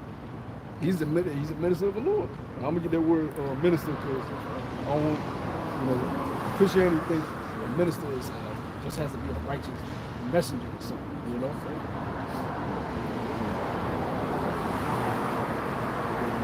Etymology online. It says a man consecrated to service, right? Administrator, a servant, valet, staff. So he's a servant. He's a servant of the Lord. He is serving the Lord's will right now. He's judging everybody. This man is allowed to do all type of wickedness to judge people. The food's fucked up the judges, man. What did the Lord said we're gonna eat our bread defiled? We didn't know how we was gonna do it, but we see now under Eve's rulership, nigga defiled every goddamn thing. Completely took the nutrients out of all the food. And then gave you, what were you talking about, the body armor? Yeah, right there. When you can get the natural electrolytes from watermelon juice, he gives you this, which I mean, we drink it, but it got a whole bunch of chemicals in it, all type of names, and you be like, what the fuck is this? Phosphorus, this and that. This color down. When if you would have just left the earth alone, you wouldn't need to do these things. Even with water, You know what I mean? How you have different types of water bottle brands. We look at, like I said, Food Line, Kroger, everybody got their food. Like I said, we go to the 7-Eleven, they got all different types of water. They don't make no sense. It should be just one type of water. That comes from the earth, which is natural. It's just natural water that comes from, but it doesn't happen because he doesn't allow it to happen. The water's polluted. We don't have wells no more like ancient times. Farming is not a huge trade. When farming should be one of the biggest trades in any country. Damn near everybody should know how to farm. You know what I'm saying? That was your food. But instead, he takes control of the whole shit and industrializes it. And then controls the private farmers, the ones that do decide to be farmers. He controls them and tell them, y'all gotta use Monsanto shit. Monsanto seeds, GMO seeds. This man's the devil for many reasons. Go ahead, bro. Show you doing his job. Yeah, and it says, verse 5, wherefore ye must needs be subject, not only for wrath, but also for conscience sake. For this cause pay you tribute also. Yeah, we do pay tribute. And we render under Caesar what is Caesar's. That's part of our judgment and punishment too. Rendering under Caesar what is Caesar. Absolutely. Even our Lord Yahweh Shatta, render under Caesar what he told him like he said. Render under Caesar what Caesar. You don't give the Lord what he requires, you would eat what he requires. Balance that out. And that's the king, bro. That's like, here it is, the creator is telling you like, yo, render unto eat. Go ahead, bro. It says, for they are Most High's minister. But why are we in this predicament, bro? Right? It's to learn good and evil, but to learn why evil is evil, and to learn what evil leads to. You can't lead a righteous nation if you don't know what evil leads to. So we can tell you not to do something, but we have the better knowledge of why you shouldn't do it and what it leads to when you do it. Because we've been immersed in it. And we see what sin leads to. Now we can better lead as we continue to go through this journey here, our captivity as we finish this off. We'll have the better wisdom now and understanding of how to lead. And we'll be able to lead the nations right. We won't just be telling them not to eat squid, Go ahead, It says, for they are Most High's minister, attending, continuing upon this very thing. And it says, render therefore to all their dues, tribute to whom tribute is due. See? Talking about the oppressor. Render unto them some for your tax, pay bills, all the bullshit, necessary bullshit is life. Tribute what is due to the man that set up. The Lord set him up. Can't argue against the Father. Everybody hates the IRS. Can't be like, Lord, man, why we gotta pay these fucking Edomites? We done woke up now, so now you talk to your fucking Edomites. Hey, he told you, hey, you in punishment. What you gotta do? Even when you ain't got it, shit. A lot of times you'll pay his shit first, and you ain't got shit left for you, cause you know you gotta pay it or you fuck. And sometimes it be like that. You like, damn, I gotta pay that shit this week. I ain't paying shit for myself. You know? Go ahead. Yeah, and it says, render therefore to all their dues, tribute to whom tribute is due, custom to whom custom, fear to whom also fear, honor to whom honor. Owe no man anything but to love one another, for he that loveth another hath fulfilled the law. For this, thou shalt not commit adultery, thou shalt not kill, thou shalt not steal, thou shalt not bear false witness, thou shalt not covet. Oh, no. Yeah, that's pretty much it. But like I say, even after they say, we're still captivity, we still got to follow the laws, statutes, commandments, man, to this day, man. You know what I mean? So that's our ability. Let's get that Isaiah 5. The book of Isaiah, chapter 5 and verse 1. Now will I sing to my well-beloved a song, my beloved touching his vineyard. Yeah, because we started this camp touching on how we're a particular vineyard, put it on the earth. All right? When you plant a vineyard, you put particular seeds there. All right? And the Lord put a seed of Israel in this particular vineyard. There's no mixing of the seeds, there's no mixing of the nations unless you're going to defile that vineyard. And what you see today is a defiled vineyard. So what the Lord is doing now is planting a new vineyard, which is the elect, that no man can defile. Now, E is trying to defile it with his charagma and his other bullshit, but he can't do that to the elect. Go ahead, bro. My well-beloved hath a vineyard in a very fruitful hill, and he fenced it and gathered out the stones thereof, and planted it with the choice vine. Built a tower in the midst of it, and also made a winepress therein. And he looked that it should bring forth grapes, and it brought forth wild grapes. And now, O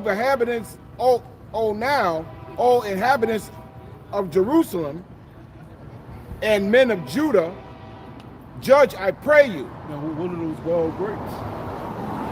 It's that wild olive tree. We were just talking about the degenerate plant, part of the vineyard. Right? Niggas is wild, man. Loose, no order. Okay? Betwixt me and my vineyard. What would have been done more to my vineyard that I have not done in it? Wherefore? Yeah, so what more could the Lord do to us as a people? I mean, we've been through every torment we could possibly be as a nation. We've been under captivity under every nation. We had the worst slavery on the planet Earth. I mean, damn, we were raped as men. He was butt breaking us. I mean, we low. They don't get no lower than what happened to us, man. Yeah. That's why the scripture said, it says what? Why should we go even more and more? Your whole head is, anybody's tired of it. Like I said, we're the worst predicament that we've ever been. So, I mean, the Lord's gonna just tired of it, man. That's it. This is the last captivity, man. And so that's why the Lord is about to be done away with it, and that's why everybody receive the King. The nukes is basically the last straw, man. Fire, cleanse everything. You got it. Started from the verse 4 again. What could have been done more to my vineyard that I have not done in it? Wherefore I looked that it should bring forth grapes, but it brought forth wild grapes. And now go to, I will tell you what I will do to my vineyard. I will take away the hedge thereof, and it shall be eaten up, and break down the wall thereof, and it should be trodden down. And we used to read about that cottage, right? The field. We don't have no tower no more. We don't have no watchman on the tower. We didn't have no gates of the city. Everything was open. We came in and defiled us, ransacked us. So it's easy if you see coons of our people. They destroyed. You know, our people want to hold on to being black. They destroyed. What more could have been done to us as a nation? Our people are sick, flu. They need death. You don't want to be healed by the word. The only cure is death. You're gonna die anyways. Everybody gonna die unless you somebody elect that ain't. Go ahead, bro. And I will lay it waste. It shall not be pruned nor digged, but there shall come up briars and thorns. I will also command the clouds that they rain no rain upon it. For the vineyard of Yahweh Shem Yahushai of hosts is the house of Israel. And That's a cut. yeah, The vineyard is the house of Israel. So when we go back to that law, let's go back to Deuteronomy. Let's bring that over there too.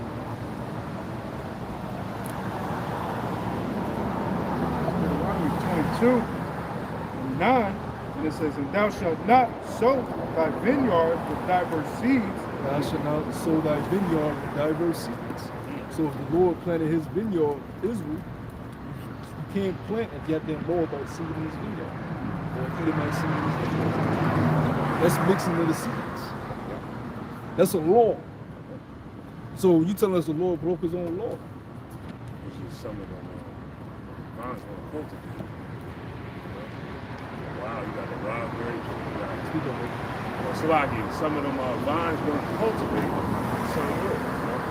You got the wild, you got them niggas. But then you got, people that knew that they were of Yasha'Allah, and they walked as such.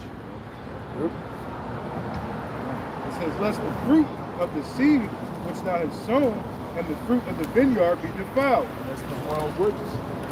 Because we all mixed amongst the nations. So now the Lord has to pluck out what he wants and what he don't want. That's why he said a wine press there. All right? He said when he comes back, he's going to set what? Sheep on his right, goats on his left. And when you look at the nature of sheep, they follow together in a pack. They follow the shepherd, they follow his one body. Goats, like be by themselves. They're like roam off. I'm alone. Right? Which leads to them being destroyed more often than not. A wolf come by and get his ass. You know?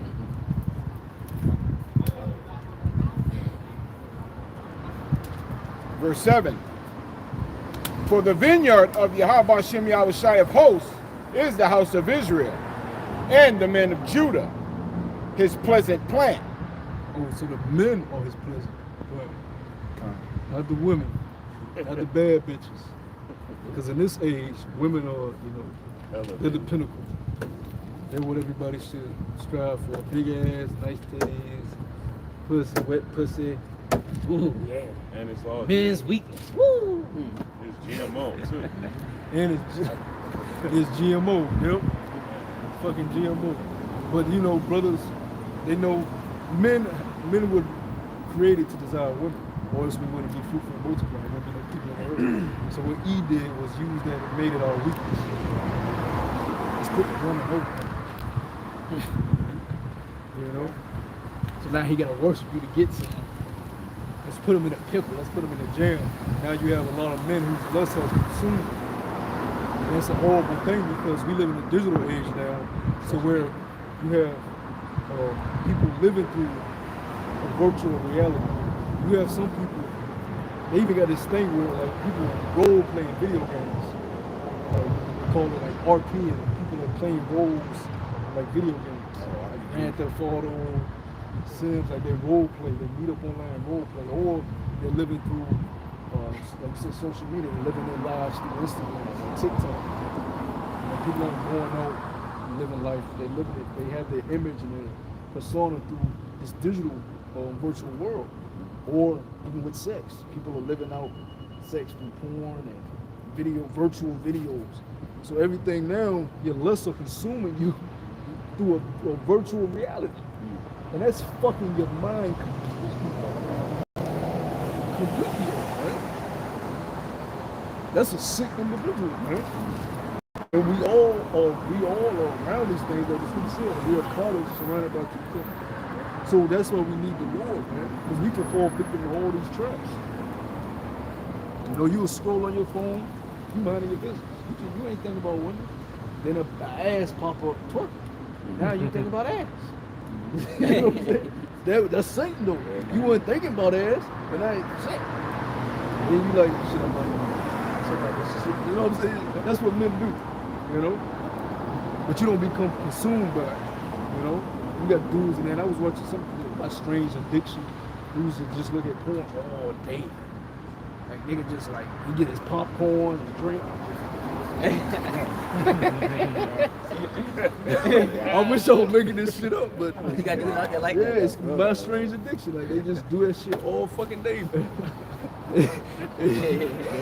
You wish you could make this shit up, bro, but it's crazy. But your lust consuming, man. You know, food. Like what's that show they used to have? Yeah. People get up like 800 pounds. I seen one they had to take the dude off with a crane, bro. They had to take the dude out of the house with a crane. Because it just got consumed by his lust, which is one of the sins. Consumed by it. You're like, how could a person get like that? Demons. Your lust. How could a person become greedy with money? It's demons, your lust, or whatever it is.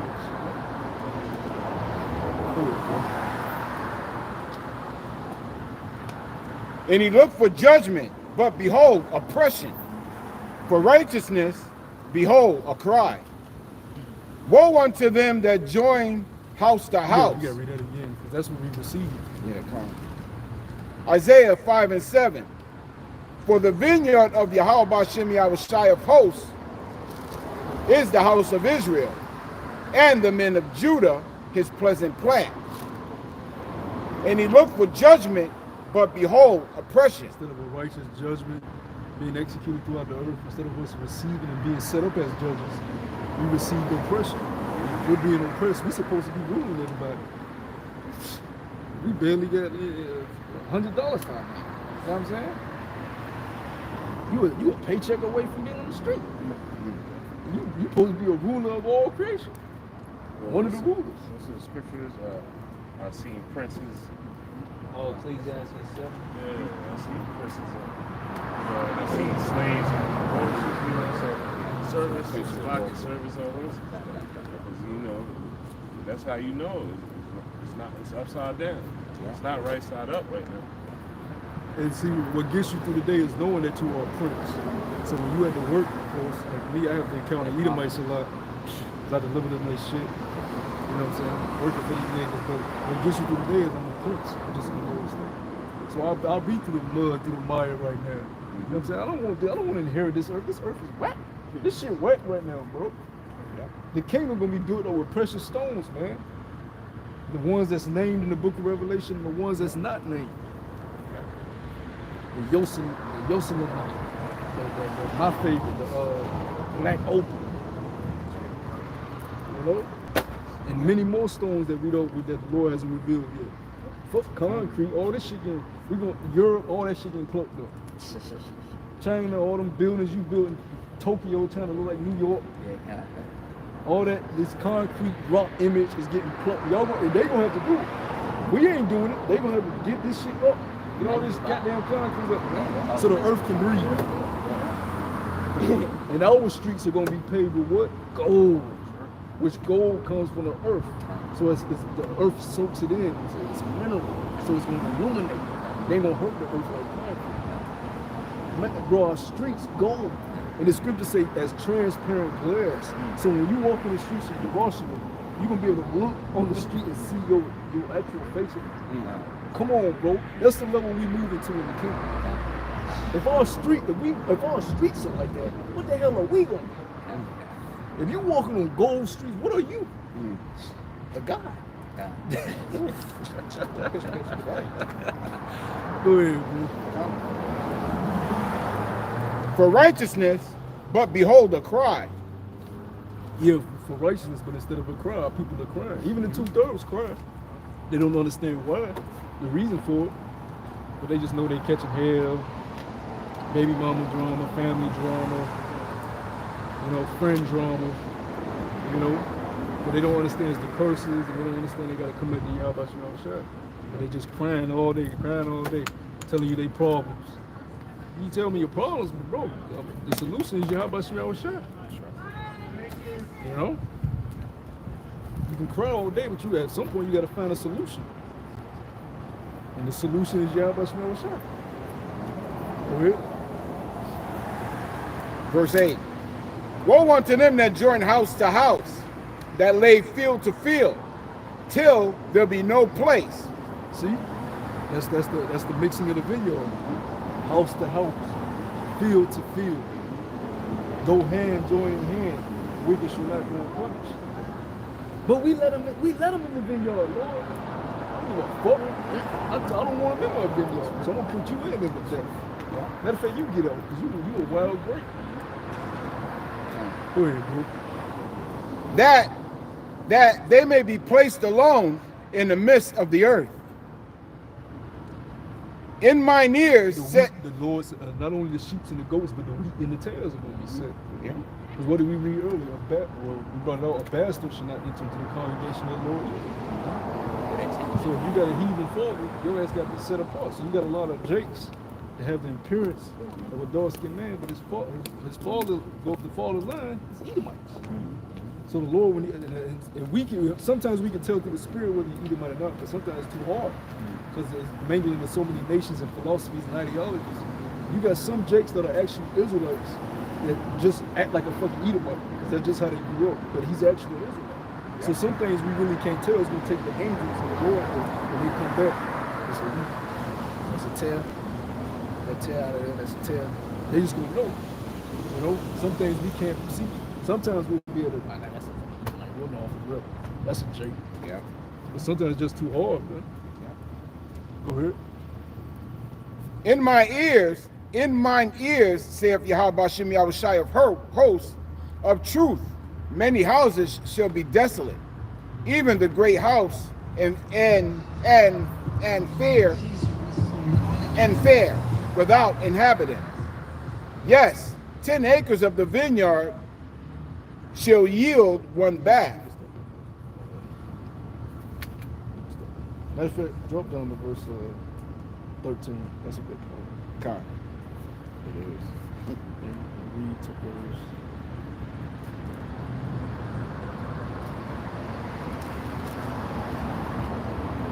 That's a good chapter. Let's drop down to verse. Let's go down to verse 13. Okay. The book of Isaiah, chapter 5 and verse 13. Therefore, my people are gone into captivity, because they have no knowledge, and their honorable men are famished, and their multitude dried up with thirst.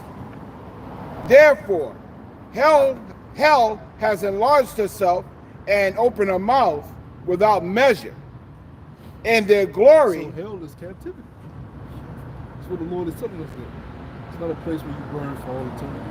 Shit, you can burn on earth. You can burn alive on earth.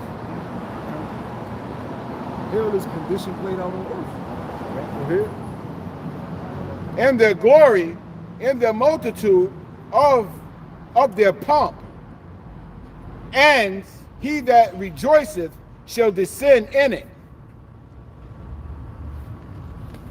And the mean man shall be brought down. Yeah, when it says mean man, it's talking about a prideful man, a great man.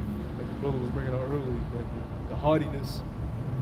That's what a mean man means. Go ahead.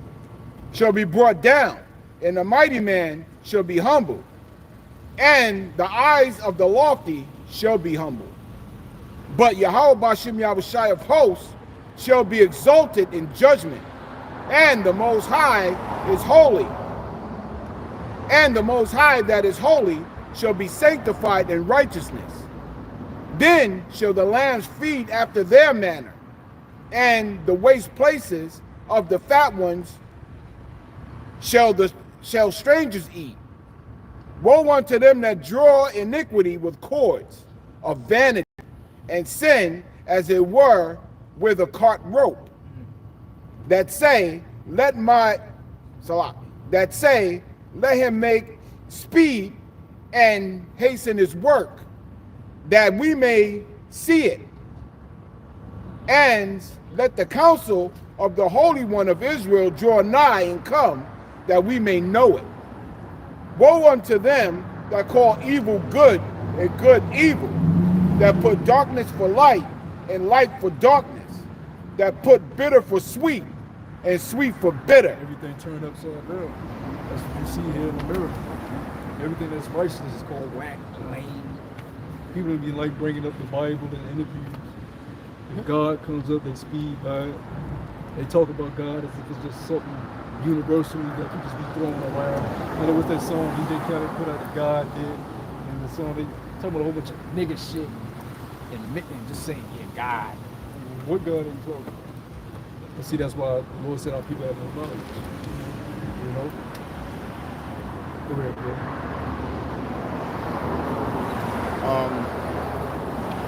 Verse 21. Woe unto them that are wise in their own eyes, and prudent in their own sight. Woe unto them that are mighty to drink wine, and men of strength to mingle strong drink, which justify the wicked for reward, and take away the righteousness of the righteous from him. And we see that every day. They justify Esau's wicked deeds every fucking day. We bring up his crimes and they try to justify this nigga. You know? Let bygones be bygones. Just forget about it. Just live your life. But the Lord said you gotta be destroyed for that, man. Go ahead. Verse 24. Therefore, as the fire devoureth the stubble, and the flame consumeth the chaff, so their root shall be rottenness, and their bosom shall go up as dust, because they have cast away the law of Yahweh Bashem Yahushai of hosts, and despised the words of the Holy One of Israel. Therefore is the anger of Yahweh Bashem Yahushai kindled against his people, and he have stretched forth his hand against them, and have smitten them, and the hills did tremble, and their carcasses were torn in the midst of the streets. For all this, his anger is not turned away. That literally happened. Like they were literally pulling our carcasses in half and shit. They used to tie Jake to the horses, hit the horse, and the horse would break. That's the original emblem of the Levi gene. Look at the back, you know, where the size, waist is, you'll see two horses run this way with the jeans. They took it out. Yeah, they mimicked what they used to do to Jake. They used to tie Jake up like this, and they smack the horses on the ass and they go opposite ways to Jake straight to the ground. It's a lot. No, that's a good point. And they did a lot of weird, there's so much shit, we don't even know the half of what they did to us. Because they had a term where they said we could endure pain more than other nations because of our melanin. So what they would do is all type of weird experiments on us, mainly on women. They said all women could bear pain better than anybody. So they was doing all type of crazy shit to us, bro. Yeah. Cutting wombs out while we're still alive. Anything you can name this diabolical nigga. This nigga that be making these Freddie Jason movies, weird shit. This nigga had his hands on us. So you can imagine whatever came to his mind. Yeah, whatever the fuck came to his mind to do. Let's touch this nerve. Because you know certain nerves, you can hit a certain nerve that can cause you immense pain when you just want to fucking drop dead. You know? Your neurological system, man, that's a very important. And you had this quarterback from Miami, he got hurt. As soon as he fell down, Gang signs. his fingers were like bent in every different direction. When that happens, that's a sign of brain damage. Fingers was going like, wow, they shouldn't like be it going. was like crazy. Yeah. This one was Yeah. As soon as the dude tackled him, soon this shit gets frozen up and everything just went, you know what I'm saying? Nerves, certain nerves can just cause all type of shit. He knows that. You got certain martial art styles. Like you can hit a certain pressure point and totally have a nigga just stay, you know? It's just from your nervous system. You know, pinched nerve. You ever had a pinched nerve? That shit is immense. You know what I'm saying? Especially your back, your neck. You know? That'll really get just like docile. You know? He studied all of that. You know, and fuck with us like that. Let me touch this nerve. Go ahead, man. So it's in the Lord's. It's only in the Lord's mind how He knows how we actually gonna deal with Him. They said we're gonna render unto Him double. We ain't gonna do none of the faggot shit again, of course. Whatever the Lord said, we're gonna meditate to it. So we're gonna be coming up with some creative ways to get this double back. Which we're gonna have spiritual power. So the possibilities are endless. We got spiritual powers. You know what I'm saying? He can do all type of shit without even touching niggas. You know? Go ahead. For all this, You first fruits of slavery. Woo! You niggas that get taken out the bunkers. Man, if I was with my arm right now, just kill me, have me come as baby. I don't want to be the first fruits of slavery because brothers is going to come down with all that anger and frustration and wrath. And the Spirit of the Lord is going to be put on them. And then on top of that, think about all the work they got to put in to build up the city. Yeah. For that first 1,000 years getting built It's up. non-stop. You got to lift all that gold y'all been hiding. That real shit. Come on, man. And ain't no water breaks. Why that nigga pick ain't swinging? He say he tired, boss. He from New York City. Fuck that. You know what I mean? Hell up out of here. Nigga, we taking them suits off, ties. They gonna take their own shit off. We gonna have some rags They for them. tie as a damn sweatband. Take that suit the fuck off. Take them slacks off. Put these fucking rags on, bitch. Get on the back of this car. Yep. We can't wait. We gonna get y'all good. We gonna get them good. Hey, what the little Jake? What's that old movie from that old clip from like the 60s? The two little Jake boys like, we gonna get them good too. We'll get them back good. They was talking about how, they hate Esau. They was saying how they hate white people. They were young as fuck. And they was like, well, what would you do, if you had the power? He said, we're gonna get them good. We're gonna get them back good. You know what I'm saying? Yeah, he was in the right spirit. Get them back good.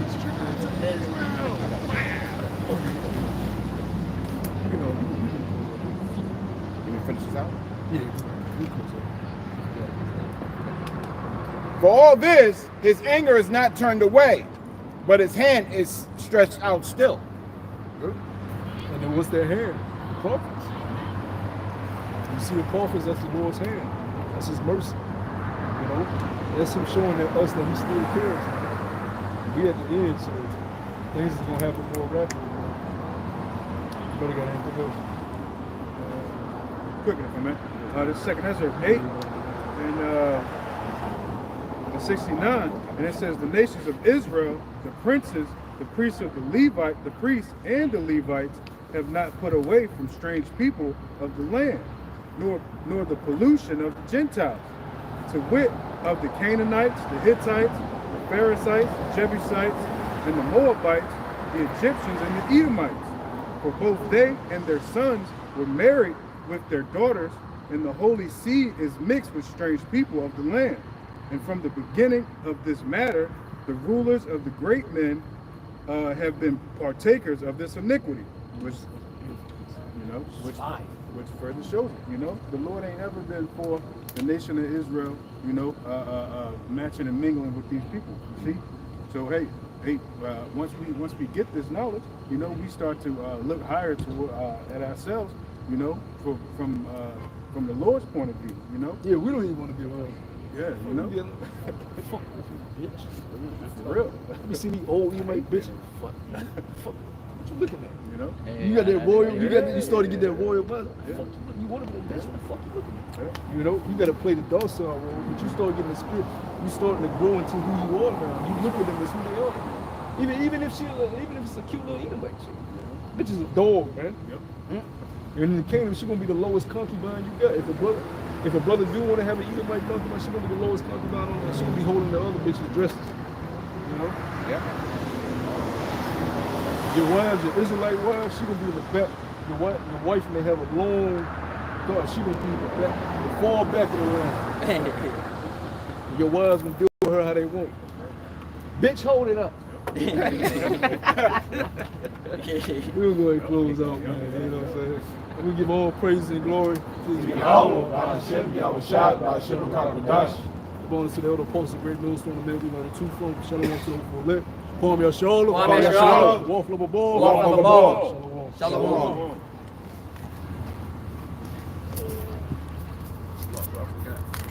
Drop